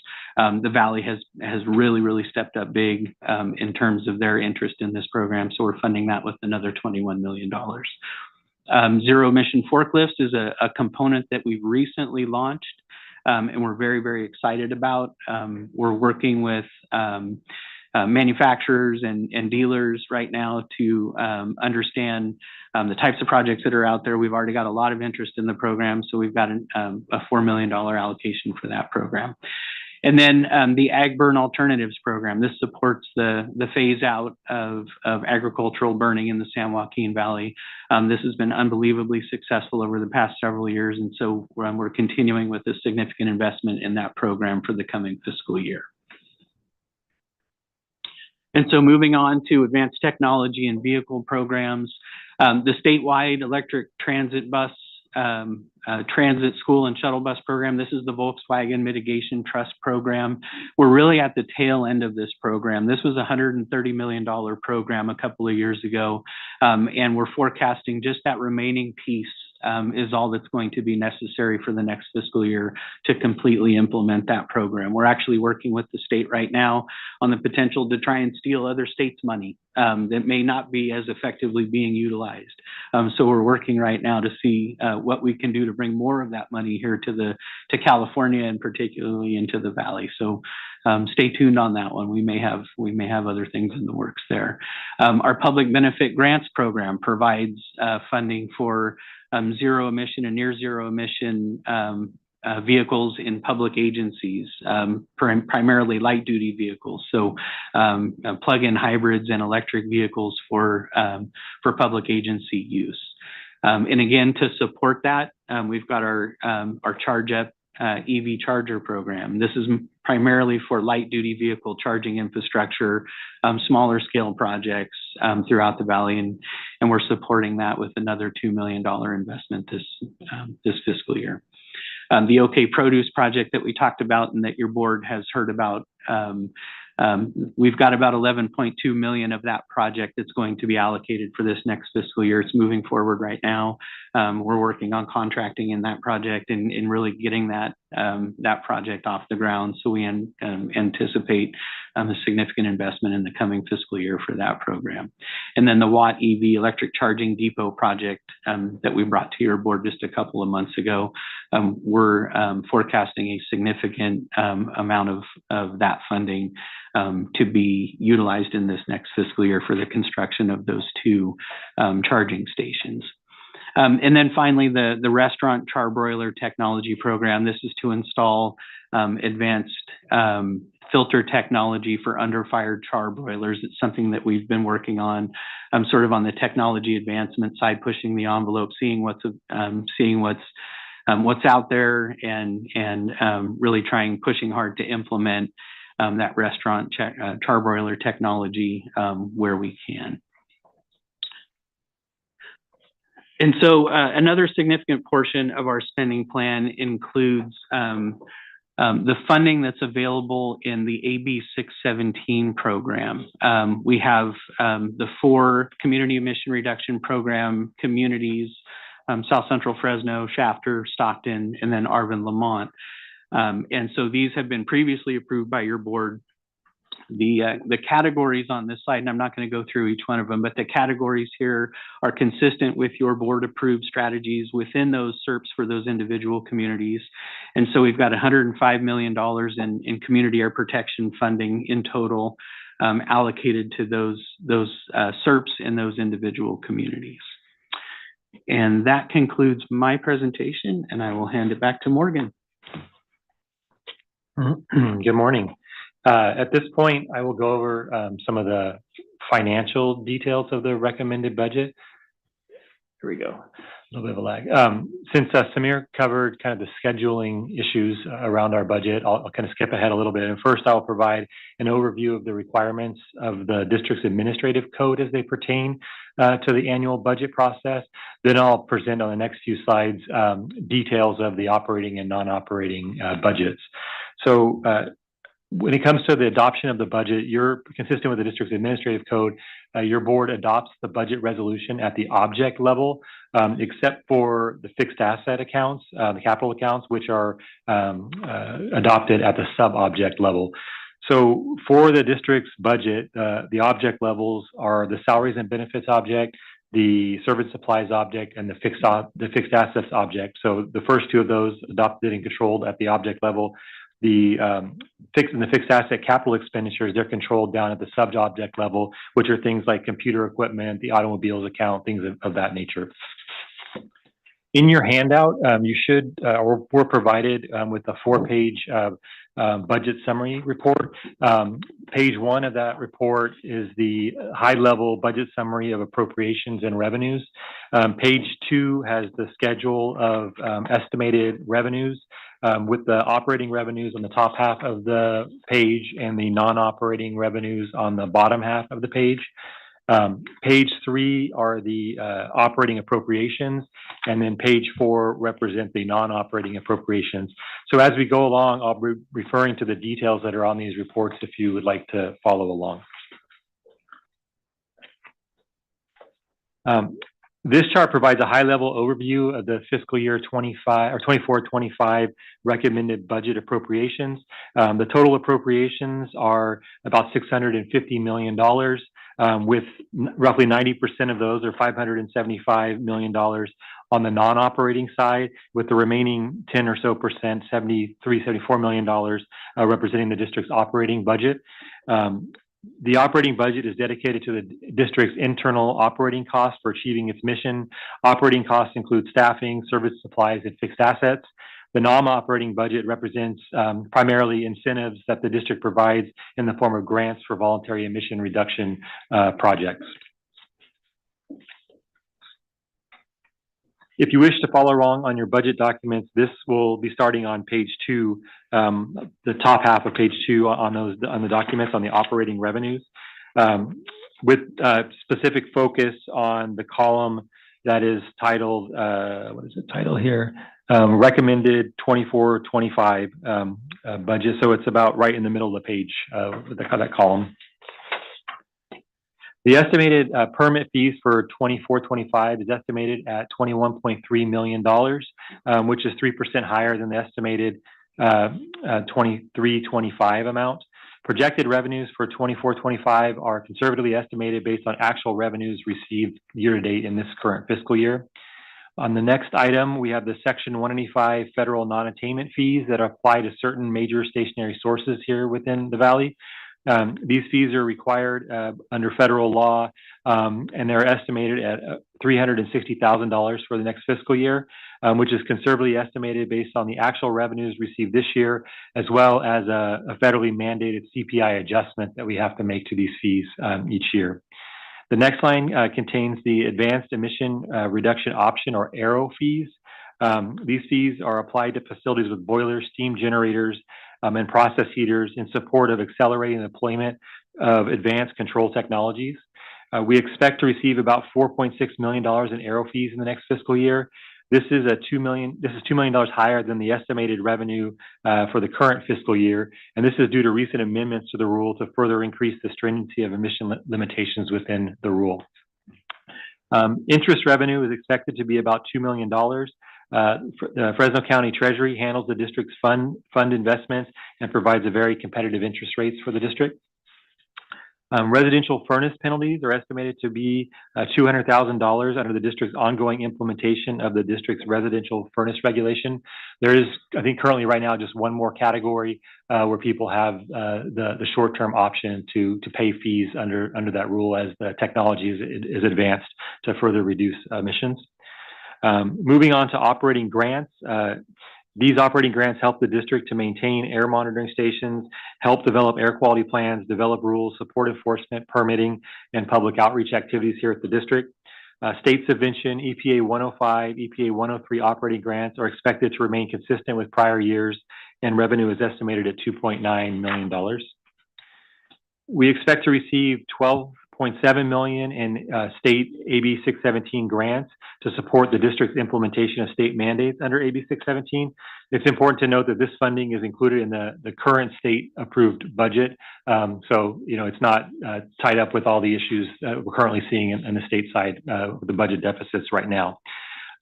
Next, the district is estimating $13.4 million in DMV fees used for operating costs. These fees are collected for registered vehicles that are operating within the San Joaquin Valley. On the grant administrative funds earned, it is estimated at $10 million for next fiscal year. These funds are received from the state and federal government on the non-operating side, and then reimbursed to the operating side for the costs associated with incentive program administration, such as Farmer, Community Air Protection, Moyer, and other grant programs that we run here at the district. Additionally, every year the district transfers money from the operating budget to the non-operating budget to fund emission reduction projects.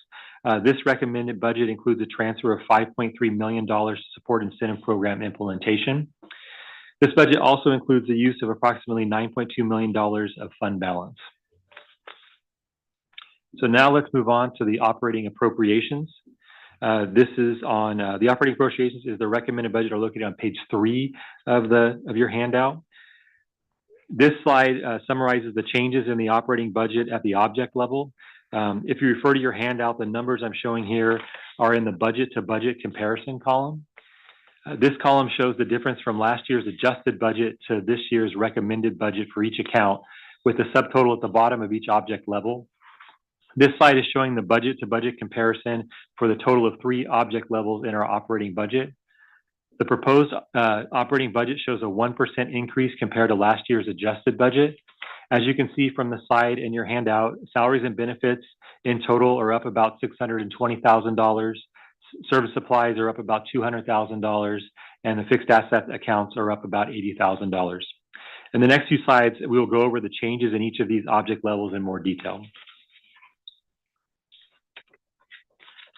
The district's salaries and benefits appropriation in the recommended budget total $59.6 million and make up about 81% of the overall operating budget. This slide details the changes from last year's adjusted budget for the salaries and benefits object level. The changes to salaries and benefits line items reflect a full year appropriations for the reclassification of positions approved by your board in fiscal year 23-24. The regular salaries also reflect projected merit step increases for existing staff here at the district. The next line represents the district's temporary help for situations where the work and or funding are short-term in nature. Most temporary help is in support of the district's incentive programs currently. The district also operates an after-hours on-call complaint response program to address air quality concerns. And this next year, we're projecting no change to the on-call pay estimates. No change to overtime is projected. Overtime represents our hourly estimates, which are based on departmental needs and established deadlines, which will require overtime for the completion of key assignments. But in this next year, we expect that to stay consistent with prior years. The unemployment account is seeing a minimal change from the prior year adjusted budget, with rates staying the same into the new fiscal year. The next line describes the change to the district's retirement cost. The change here reflects a slight decrease in the retirement cost of 1%, or about $175,000. The decrease in retirement cost is due to the decrease in the district's retirement rate, which is resulting from measures implemented by your board in previous years. On the workers' compensation line, this expense reflects an increase of 1%, or about $5,000. The district continues to participate in proactive risk management and loss prevention programs, which has resulted in an overall low workers' compensation rates. There is a $15,000 increase for cafeteria plan benefits, which is related to increased costs for benefits for our temporary staffing that's included in the budget. The following line for long-term disability insurance is reflecting a $6,000 decrease resulting from a 7% decrease in the district's insurance rate for long-term disability insurance. Lastly, there's a slight increase in the old age survivors and disability insurance and alternate transportation incentive line items. This is just resulting in some changes in the staffing mix that we have, as well as the participation levels in that alternate transportation program. On the next slide, we're moving on to the service and supplies object level. In total, total service supplies are up about 2% compared to the 23-24 adjusted budget. Many of these accounts can see significant year-to-year variations, and on the slide, I'll be explaining those accounts which have had the most significant changes. The mobile communications account is down about 10%. This decrease is achieved through lower negotiated rates with our service providers. The telephone charges account is also down about 57%. This decrease reflects technical and maintenance savings as a result of the district's new phone system that we implemented a year or so ago. The insurance line item is up about 12%. As has been seen across the state, this increase is due to continually increasing insurance rates that everyone is seeing right now, unfortunately. Computer software and supplies is up about 20%. This budget includes funding to provide district staff resources for enhanced project management that will be utilized across all district programs, improving tracking and accountability. On the publications and legal notices line item, it's projected to be up about 25%. This increase over last year is based on projected plan and regulatory development that's necessary, and the raising publication costs that we're seeing. The rents and leases is down about 25%. This is due primarily to some lower cost lease agreements at some of our air monitoring stations that we've been able to get into. And then finally on this is our legal services, which is up about 27%. And this increase represents ongoing and anticipated legal costs. On this next slide, this slide provides highlighted item details for the professional and specialized services account 6660, which is the district's largest service and supplies account with a recommended budget of $2.9 million. This account is where you'll find the majority of our service contract agreements, and it tends to vary sometimes significantly through the normal fluctuations that occur as scheduled projects begin and end, year over year. This slide lists the costs associated with those items, which together make up the majority of the amount budgeted in the next fiscal year. The first on the list is our multilingual marketing and outreach services contract, which is currently set at $878,000 in the budget. This represents the comprehensive multimedia marketing responsible for the district's highly successful educational outreach program and campaigns. This outreach is designed to generate public interest in support of our air quality improvement programs and thereby affect meaningful change in public behavior. The next item is for public engagement services for AB 617. As discussed previously, the district continues to work with the selected communities in the Valley to prepare and attend community steering committee meetings. The recommended budget includes $670,000 to provide the level of support needed to implement effective public engagement for the communities under AB 617. Next, we have $200,000 budgeted to support Valley-based air quality research to help inform strategy development. And then next, we have the community outreach services line. This account represents resources to provide the necessary outreach services in support of the district's community engagement efforts, including interpretation, document translation, marketing of programs, outreach, and mini grants, as well as supporting public events for a total of $152,000. Excuse me. Lastly, we have the socioeconomic analysis for rural development projects. Consistent with your board's direction and as required under state law, the district evaluates the potential economic impacts of rules as they are being developed to ensure thoughtful and complete deliberation on what could be very costly regulations. This budget contains $150,000 included for this purpose.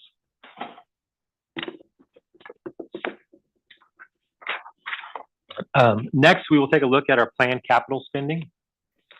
Like our professional and specialized service account, the capital spending accounts can vary sometimes significantly due to normal progression of various projects that begin and end from one year to the next. As illustrated on page 3 of the budget report handout, our total fiscal assets are showing at a $78,000 increase compared to last year's adjusted budget. As I did with service supplies, I will go over the accounts that are experiencing the most significant changes from the previous year's budget. The facilities and equipment account is up about $245,000. This account represents necessary improvements to the district's offices and facilities and is budgeted to make sure necessary upgrades are made, including the addition of additional charging infrastructure for district electric vehicles and the replacement of several HVAC units that are necessary across the 3 regional offices. The computer equipment account has decreased by approximately $220,000 due to completion of one-time projects during the last fiscal year. Lastly, the office machine account has decreased by about $21,000. This decrease in the account is reflected by the continuous efforts to move work processes digital and reduce the need to replace or maintain the copiers that are located in the district's offices. So this wraps up the portion of the recommended operating appropriations. Now we'll move on to the non-operating budget. This slide summarizes the non-operating budget in kind of one table. The column titled Reserves totals $234 million and includes all estimated non-operating revenues.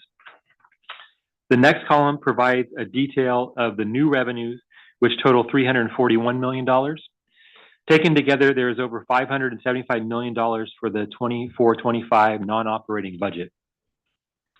I will now review the non-operating revenues, as Todd has already covered the spending plan or the appropriation side of the non-operating budget.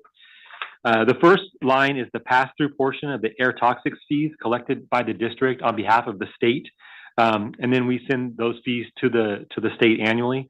This is estimated at $117,000 next fiscal year. The DMV surcharge fees are expected to be $48.7 million.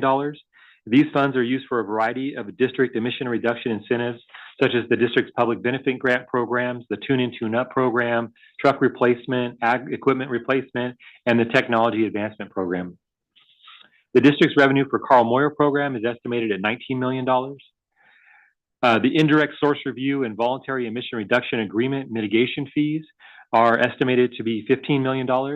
These fees are provided by project proponents who ask the district for assistance with mitigating air quality impacts for either the district's indirect source review rule or for CEQA purposes. The district will receive about $91 million in federal funded EPA DARA, targeted airshed, and other emission reduction programs, which were awarded to the district for the replacement of residential wood burning devices, ag tractors, heavy duty trucks, low dust nut harvesting equipment, and technology advancement projects. The non-operating interest is estimated to be about $15.3 million. This is the interest earned on the state and federal funds and varies depending on the balance and timing of when these funds are received and spent. These funds are spent on emission reduction projects in accordance with each program's requirements and guidelines. So basically the interest follows the principal. As mentioned earlier, $5.25 million of operating funds are transferred to the non-operating budget to be spent on emission reduction projects, and that's reflected here. The California Energy Commission funding is expected to be $4.1 million. These funds will be used for emission reduction projects with grant partners for zero emission truck and infrastructure. You see two lines for admin revenue listed here. One is the administrative fees received from state and federal government to fund administrative costs of grant incentive programs. These funds may apply to more than 1 year, so the unused portion is accounted for in reserve accounts. We anticipate receiving about $7.7 million in new admin fees revenue. The admin fees are then earned when the district spends time and resources on administration of these programs. We anticipate earning about $10 million in admin fees in the recommended fiscal year 25-24 budget. That will be transferred from the admin fee reserves into the district's general fund. Based on already approved state allocations, we expect to receive over $145 million from CARB cap and trade revenues. These grants will be used for replacement of heavy and light duty vehicles, truck and ag equipment replacement, and the purchasing of electric buses. Moving on to the last slide here, the recommended budget is balanced with adequate reserves and contingencies as listed here. These reserves are listed at the bottom of the first page of your handouts. Based on the board's approved policy of funding the general reserve at 20% of the district's operating appropriation, this reserve is set at $14.8 million in the next fiscal year. To provide necessary funding for future replacement of the district's computer and VTC equipment, the district has been setting aside funding in a designated reserve for future replacement. We are proposing no change in this reserve for next fiscal year. Similarly, the district's building improvement reserve is for future projects such as the installation of solar panels in the central region office here at the district. We are proposing no change in this reserve as well for next year. To provide the necessary funding for future replacement of the district's state-of-the-art modeling center, which is critical to support the Valley's Clean Air Act attainment efforts, the district has been setting aside funding in a designated reserve. We are also not proposing any change to this reserve at this time. The district is proposing to add $75,000 to the monitoring equipment reserve to continue to support the maintenance and enhancements of monitoring stations around the Valley in order to provide accurate and real-time air quality data to Valley residents and businesses. Your governing board has also established a pension stabilization reserve fund, and following your board established policy, the recommended budget includes setting aside the required amount of $920,000, bringing the total reserve up to $7.3 million. And as in past years, in addition to the above mentioned reserve, this budget contains $850,000 appropriation for contingency. In the event that the district needs to use the contingency funds or any of the reserves mentioned here, your board will need to amend the budget. So we basically come back to the board for that budget amendment to move these funds to the appropriate budgetary amount in the operating budget. So at this time, this concludes my presentation. I'll now turn it back over to Samir for his final comments.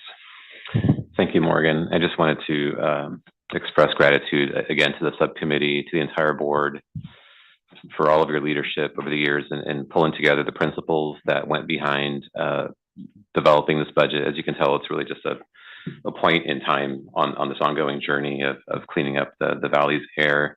Also want to thank the staff, the team that presented this morning, but also the teams behind them that also did a lot of hard work to pull together the budget. I think once again, this year, a good budget, balanced, and will accomplish much in the coming year. So with that, Mr. Chair, turn it back to you for any questions as well as taking public comment. Very good. Thank you so much for all that information. So what I think is interesting is, we don't want to get off track and talk about the state budget or the federal budget because it's continually changing. So it's not worth, it wouldn't be overstating that that's really important to the one side of our budget, not so much the operations side. But it's unsettled at this point. So going there really doesn't add anything. But I think it's very thorough. I would like to ask any of the members who are on the ad hoc budget committee if they have any comments or any thoughts that they would like to share from their time listening to this budget, especially first timers, if anyone's there. Okay, seeing nothing. All right, if there are no questions, I'm going to go ahead and open the public hearing. We're going to go out to the public hearing. Mr. Chair, Yes. if I may. Okay, I see you, Vice Chairman. I just want to thank the staff for making this process so easy and for us to understand and to digest. Not often, as we sit on various boards and committees, is this process made easy. But your visuals and the layout of the budget and what we're able to see, what is projected for the future is very simplified. And certainly, there are questions that could be asked, but I just want to thank you for making it easier for me to understand and to earmark certain things in the budget that are important for our community, as far as our municipalities, anybody that needs to apply for funds. So thank you so much for all the effort. It takes a lot of time to put this all together, and I really appreciate the hard work you've all done. Thank you for your comments. Dr. Sheriff? Thank you. I certainly thanks to the staff. I had a very good presentation. Love seeing the Brain Trust here and the passing of the baton. A good presentation, helping understand where the money's coming from and where the money is going, and really appreciate that. I'd also note, I think it's important in the budget, I think does a good job of highlighting public health is the goal and the budget is the means, and that it keeps public health in front, which is great. I do have one question or thought about presentation, and maybe for the June presentation. I would find it helpful for the money amounts that we're investing in incentives. What's the emissions payoff? So as well as the money, okay, and what's the emissions payoff?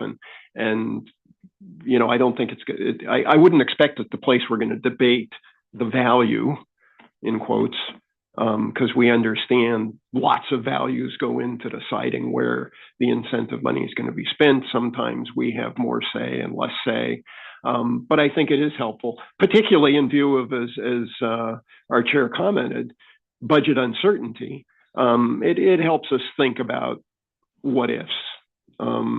Where might we be setting priorities in the future if we have to be making those kinds of adjustments? So I would appreciate seeing, and I think it would be helpful for the public too, because these are big numbers.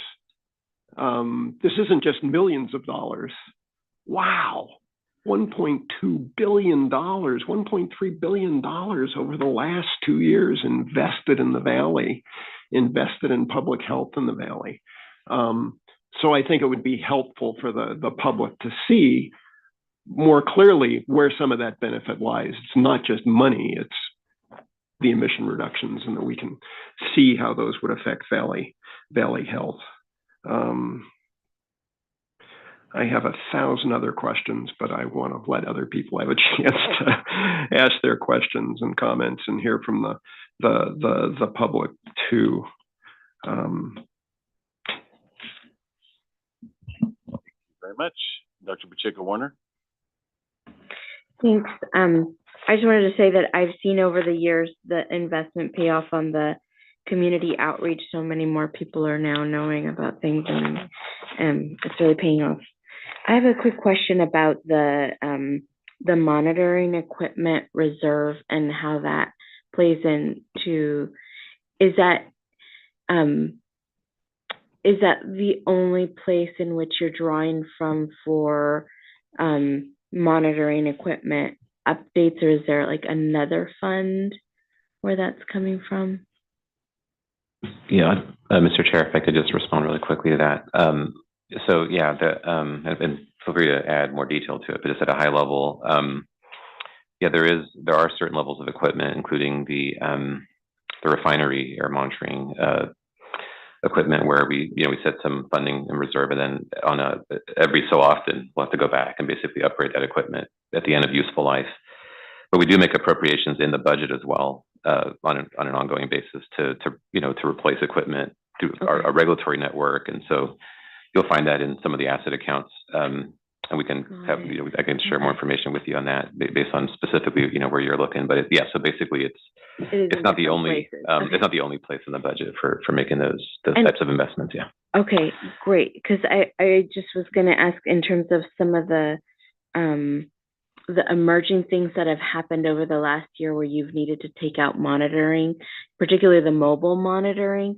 I just wanted to make sure we're accounting and sort of beefing that up as necessary. And I am scheduled to have a talk with EPA on some of the stuff that's been happening to get some support there. Yeah, and we do look for those opportunities, and we're actually looking for funding opportunities too. We're actually putting in applications. There's newer funding sources related to monitoring. We're seeking those funds too, and as we just don't have those awarded. And once we hopefully receive some of those awards, those also can come back to the board for integrating, as updates to the budget. So they're definitely interested in looking at new technology, and there's places for that in the budget. Thank you. That's all. Thank you, Chair. Thank you. Member Mendez? Yeah, this is just kind of a cleanup deal. Now, we'll hear this comes back up in June, but it's usually on consent, correct? Yeah, so right. I was going to respond to that. Yeah, so right. it's not usually or on, we can pull it off in it's not usually, yeah, if I could clarify again. that. It's not usually on consent, so we're ready to actually present the board or the budget right. in June, but because of the lengthy presentation, we typically don't actually fully present that budget again in June. And then I think to Dr. Sheriff's suggestion, due to timing, I think we can look at that as kind of an ongoing suggestion, but also within the timing that we have now, between now and the June meeting, there probably is something we could do in the budget document. It may not be quite exactly, but I think we can make some. We can try to hit the spirit of what you're talking about. Between now and the June meeting, and then I think on an ongoing basis we can have that conversation about continuing to right. add it would become an addition to the budget. It's just like an appendix or something. Yeah, or just a bit. We have a chapter in the budget called the incentive spending plan, and I think in that chapter we can see if there's opportunities for adding more information in line with because it is always. I think I've been on the committee 2 or 3 times over the years, but this is always I always refer to it as watching paint dry. But the thing is, you end up with a very nice painting, a Rembrandt, not a abstract painting. So it's very well presented and very clear. And I appreciate the spirit of our core value of continuous improvement. You've continued to improve the analogy that you developed, and I really appreciate that. That's very consistent with that core value. Okay, Mayor Preciado. Thank you, Mr. Chair. The question that I have is regarding locomotives. I noticed a little over $2 million. So what are the needs for the locomotive industry? To me, it seems like, there can be more money also invested there. Yeah, through the chair, I can just a quick response to Mayor Preciado's question around locomotives. It's a great question. And what we're seeing with locomotives is that using state funding sources is becoming increasingly difficult to fund locomotives. There's an existing regulation that is now in the midst of being implemented. We're working with CARB to kind of examine the role of incentives kind of in the context of that regulation with respect to state funding sources. But on the positive side of things, we are seeing that some of the new federal funds, there's some that are specific to kind of port-related activity, some that are specific to rail infrastructure and locomotives. We're actually looking at those very closely right now and are in the process of pulling together what could be some very significant funds in terms of addressing locomotive emissions. They're not awarded at this point, and so those are the types of funds that as we compete for those funds, as you've seen, when we receive those funds, we have to bring those back to the board and update the budget to reflect those. And so I would anticipate, and we are very competitive in those various programs, I would anticipate that we're going to see more investment, significantly more investment on locomotives, but not through the traditional, kind of Moyer-based or state kind of based process. I think that's something that if we can find opportunities within those funds, we're certainly looking for those. But the federal funds there's actually 2 open opportunities right now. We're actually actively looking at those. And I do hope and anticipate that we'd be able to bring those back. We just can't put those into the budget until we've seen awards and so I do think that allocation is going to go up as we're able to successfully, hopefully, apply for those funds. And the last part is, I think that the opportunity is significant, and I think it is something that is absolutely a priority for us to try to figure out ways to reduce those emissions. Thank you. Dr. Sheriffs? Yeah, thank you. And I'll speak again because it looks like the other board members have asked their questions. Want to comment on two questions, but want to comment. We do, the report also, I want to commend the highlighting of taking advantage of the nexus of climate and air quality opportunities that are out there, and that's highlighted in the budget. I certainly think the comments about wildfire, it's a broad approach we're taking, but it won't be a comprehensive approach unless we elevate the role of climate change in that and how we may be working on that as well. My questions, one was mentioned in the report, the increased collaboration with Valley Public Health agencies. And is that primarily through the CCPHC, or are there other avenues that we're doing that? Yeah, I would say it's a combination of that's one great place to kind of bring an item of shared interest across the various health agencies.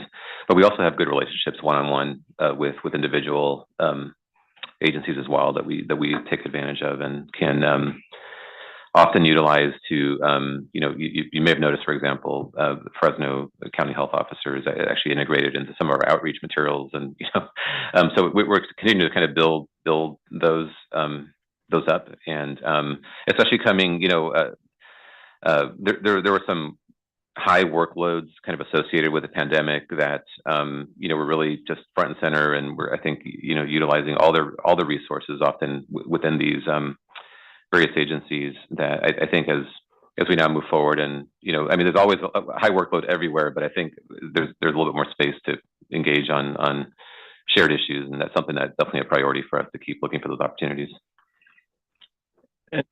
And I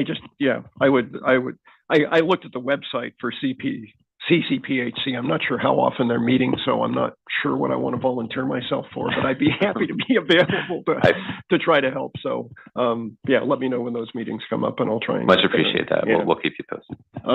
The other question I had was page 25 of the presentation, supporting and working with state and local jurisdictions for Fresno and Bakersfield preparing the climate action plans. Could you say a little bit more about what's involved in that? 25. Yeah, I'll give you a little quick overview of that through the chair again, just a quick response.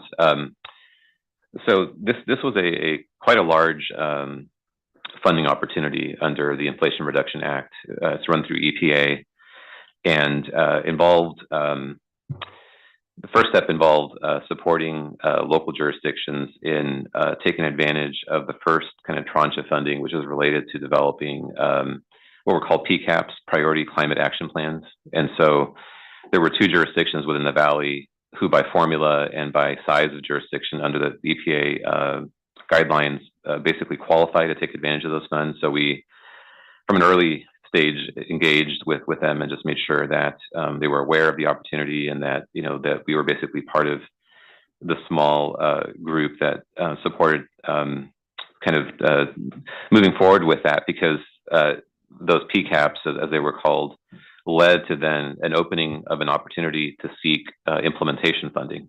So basically a jurisdiction had to develop a priority climate action plan in order for there to then be eligible projects funded under said plan.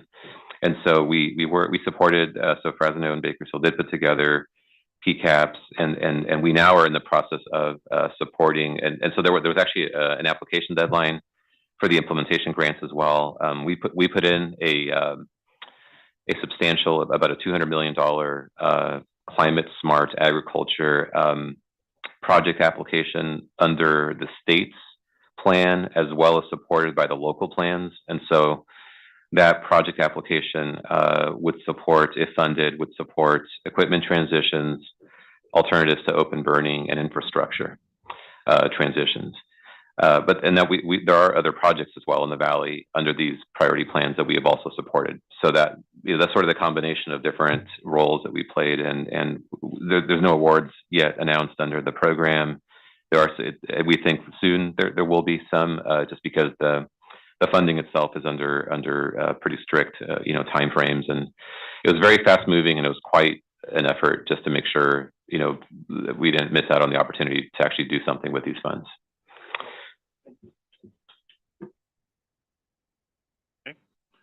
I see no more questions, so we're going to go back to the public hearing and go out to the public for comment.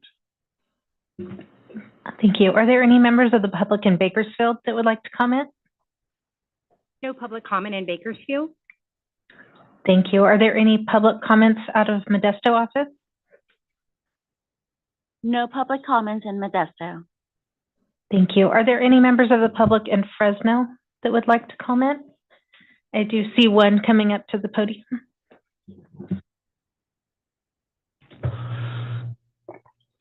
Good morning, Manuel Cunha, DC Farmers League.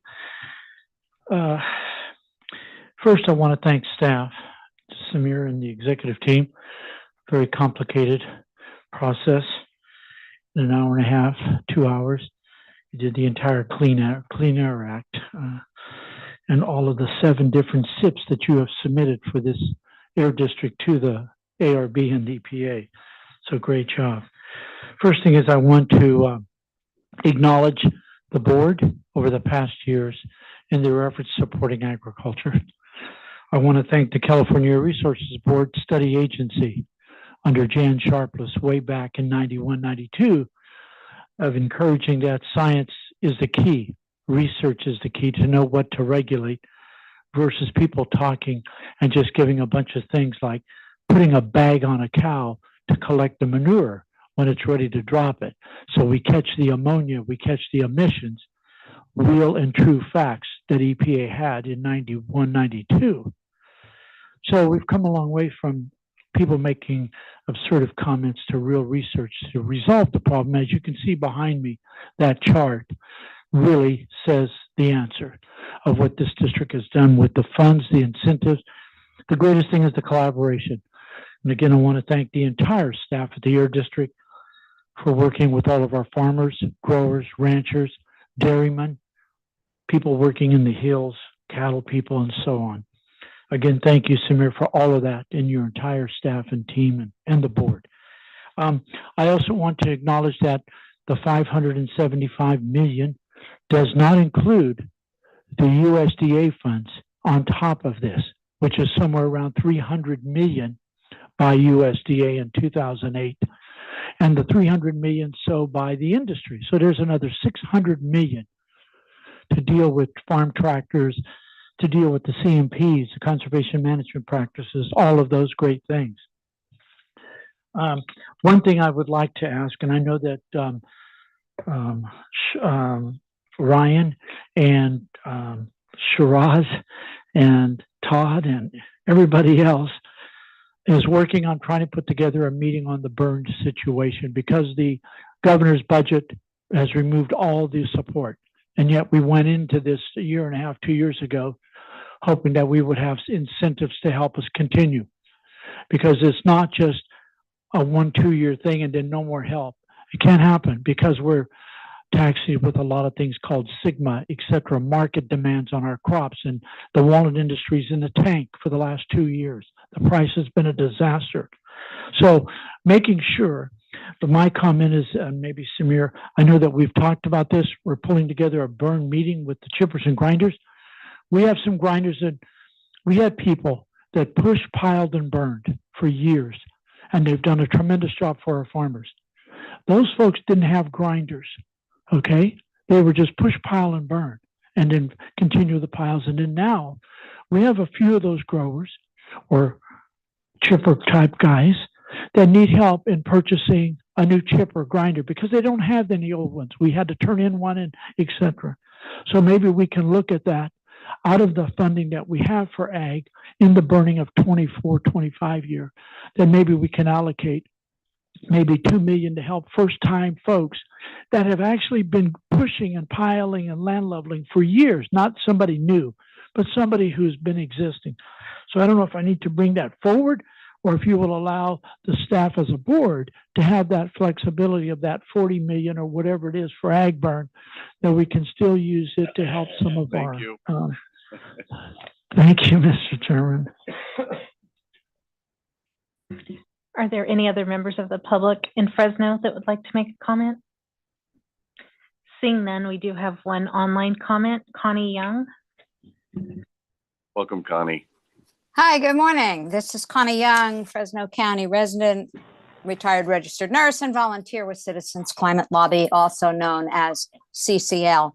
As a founding board member of a very small nonprofit with a budget of about $10,000. Wow, I'm really impressed at what you are doing with this huge sum of money and how well you are administering it and overseeing it. So thank you for that. And of course, for all the good work that you're doing to clean up our air. I'll be brief. I just want to second what Dr. Sheriff said about the inclusion of looking at the nexus between climate change and air quality, air pollution. So very important. And also the need to acknowledge climate change as one of the causes of these extreme wildfires that we're having. So yes, thank you, Dr. Sheriffs, for that. And I second that wholeheartedly. Thank you. Mr. Chair, if I could. Yeah, go ahead. I think, was that the last online comment, Katrina? Yes, no further. Yeah, I just wanted to respond really quickly to Manuel Cunha's suggestion, and we do plan on circling, with a number of stakeholders on sort of where we are today with the phase out, and try to find opportunities for supporting that phase out. On the specific idea that he had, definitely want to commit to looking for funding opportunities for that. Part of the difficulty with that issue is that the funding streams that we do have, for example, the 40 million that he had mentioned, there are very specific requirements that are associated with these different funds as to what you can and can't fund, and kind of growing that fleet, is something that we definitely want to very carefully do. We had one opportunity for that with the state funding that we received. We've exhausted that funding already, and so now the question is, can we figure out a way to maybe within that federal award, for example, that the work plan that we developed, if we were to, under the climate pollution reduction grant, actually the big part of that application dealt with alternatives to open burning, and some of that could be fleet expansion on the service side. So I think we definitely want to commit to looking at this issue with Mr. Cunha and just seeing if there's a way to try to support, even more options basically available for growers to deal with the challenge, which is significant. I want to acknowledge that. So just want to respond to that, Mr. Chair. Good. And since there is no more comment, I'm going to go ahead and close the public hearing on this item and remind everyone, again, it's been said a couple of times, but June 20th is the adoption date. And we do still have the ability at that point to pull it off and have a discussion on it if anyone sees fit. And so we'll move on to item 5, which is the public comment period. It's time made available for comments from the public on matters within the board's jurisdiction that are not on today's agenda. You will also be limited to 3 minutes in your public comment, and we can't take any action on any item that is not on the posted agenda. So to the clerk. Thank you. Are there any public comments in Bakersfield? No public comment in Bakersfield. Thank you. Any public comments in Modesto? No public comments in Modesto. Thank you. Any members of the public in Fresno that would like to comment? Seeing none, there is one online. That is Connie Young. Welcome back, Connie. Thank you. Yes, I'm back. So for those of you who watch Sesame Street with your children, or perhaps watched it when you were a child, you may recall that some of the programs were brought to you by a letter or a number. With that in mind, my comment today is brought to you by the words quiet, clean, quick, and convenient. I'd like to talk about electric vehicles of several types and my appreciation for the many incentives and resources you offer Valley residents to encourage them to go electric. I'm pleased to report that I'm now the new owner of a previously owned all-electric Chevy Bolt, and that's with a B as in Buddy, not a V as in Vito. My new to me Bolt EV is quiet, clean, quick, and convenient. It's so quiet that I've almost stepped out of it while it was still running. Needless to say, an alarm notified me of my error before I went too far. Not only is it quiet, but it's clean. It feels so good to know that my car isn't spewing toxic pollution that fouls our air and is overheating our planet. In addition to being quiet and clean, it is super quick. I'm no speed demon, but even I can appreciate how quickly the car responds when I press on the accelerator. Last but not least, it's convenient. I love being able to charge in my garage just using a standard 120 volt outlet. No more waiting in long gas lines for me. Speaking of electric vehicles, perhaps you've heard that Fresno is the very first place in the entire nation where the FAA has allowed an all-electric airplane to be used for flight training hours. The low operating cost of about $5 per hour for an electric plane compared to almost $40 an hour for a conventional plane will help make becoming a pilot more achievable for young people, especially those from disadvantaged communities. This is critical since the aviation industry projects a worldwide need for 800,000 new pilots by 2040. In the future, we'll see clean electric aircraft providing essential air service to communities across California. Last but not least, yesterday I rode in the mayor's bike ride in downtown Fresno. And what do you think Mayor Dyer was riding? You guessed it, an electric bike. Thanks to your incentives, hopefully more and more Valley residents will be able to use transportation that is quiet, clean, quick, and convenient. That will be good for the Valley and good for our air. Thank you. Thank you very much, Connie. No further online comments. Okay, so we're going to close the public comment period. Any other business for the good of the order from any board members? And I will hesitate here for a few seconds. And seeing none, this meeting, oh, we do have some. Thank you, Chair. I just want to let everybody know, Vito said he enjoys Modesto a lot more than Fresno. That's it. Hey, I see none of you guys have ties on. And I love your color scheme. Yeah. You're gonna miss out on a good lunch. That's it. Well, thank you all again for making time on your Thursday.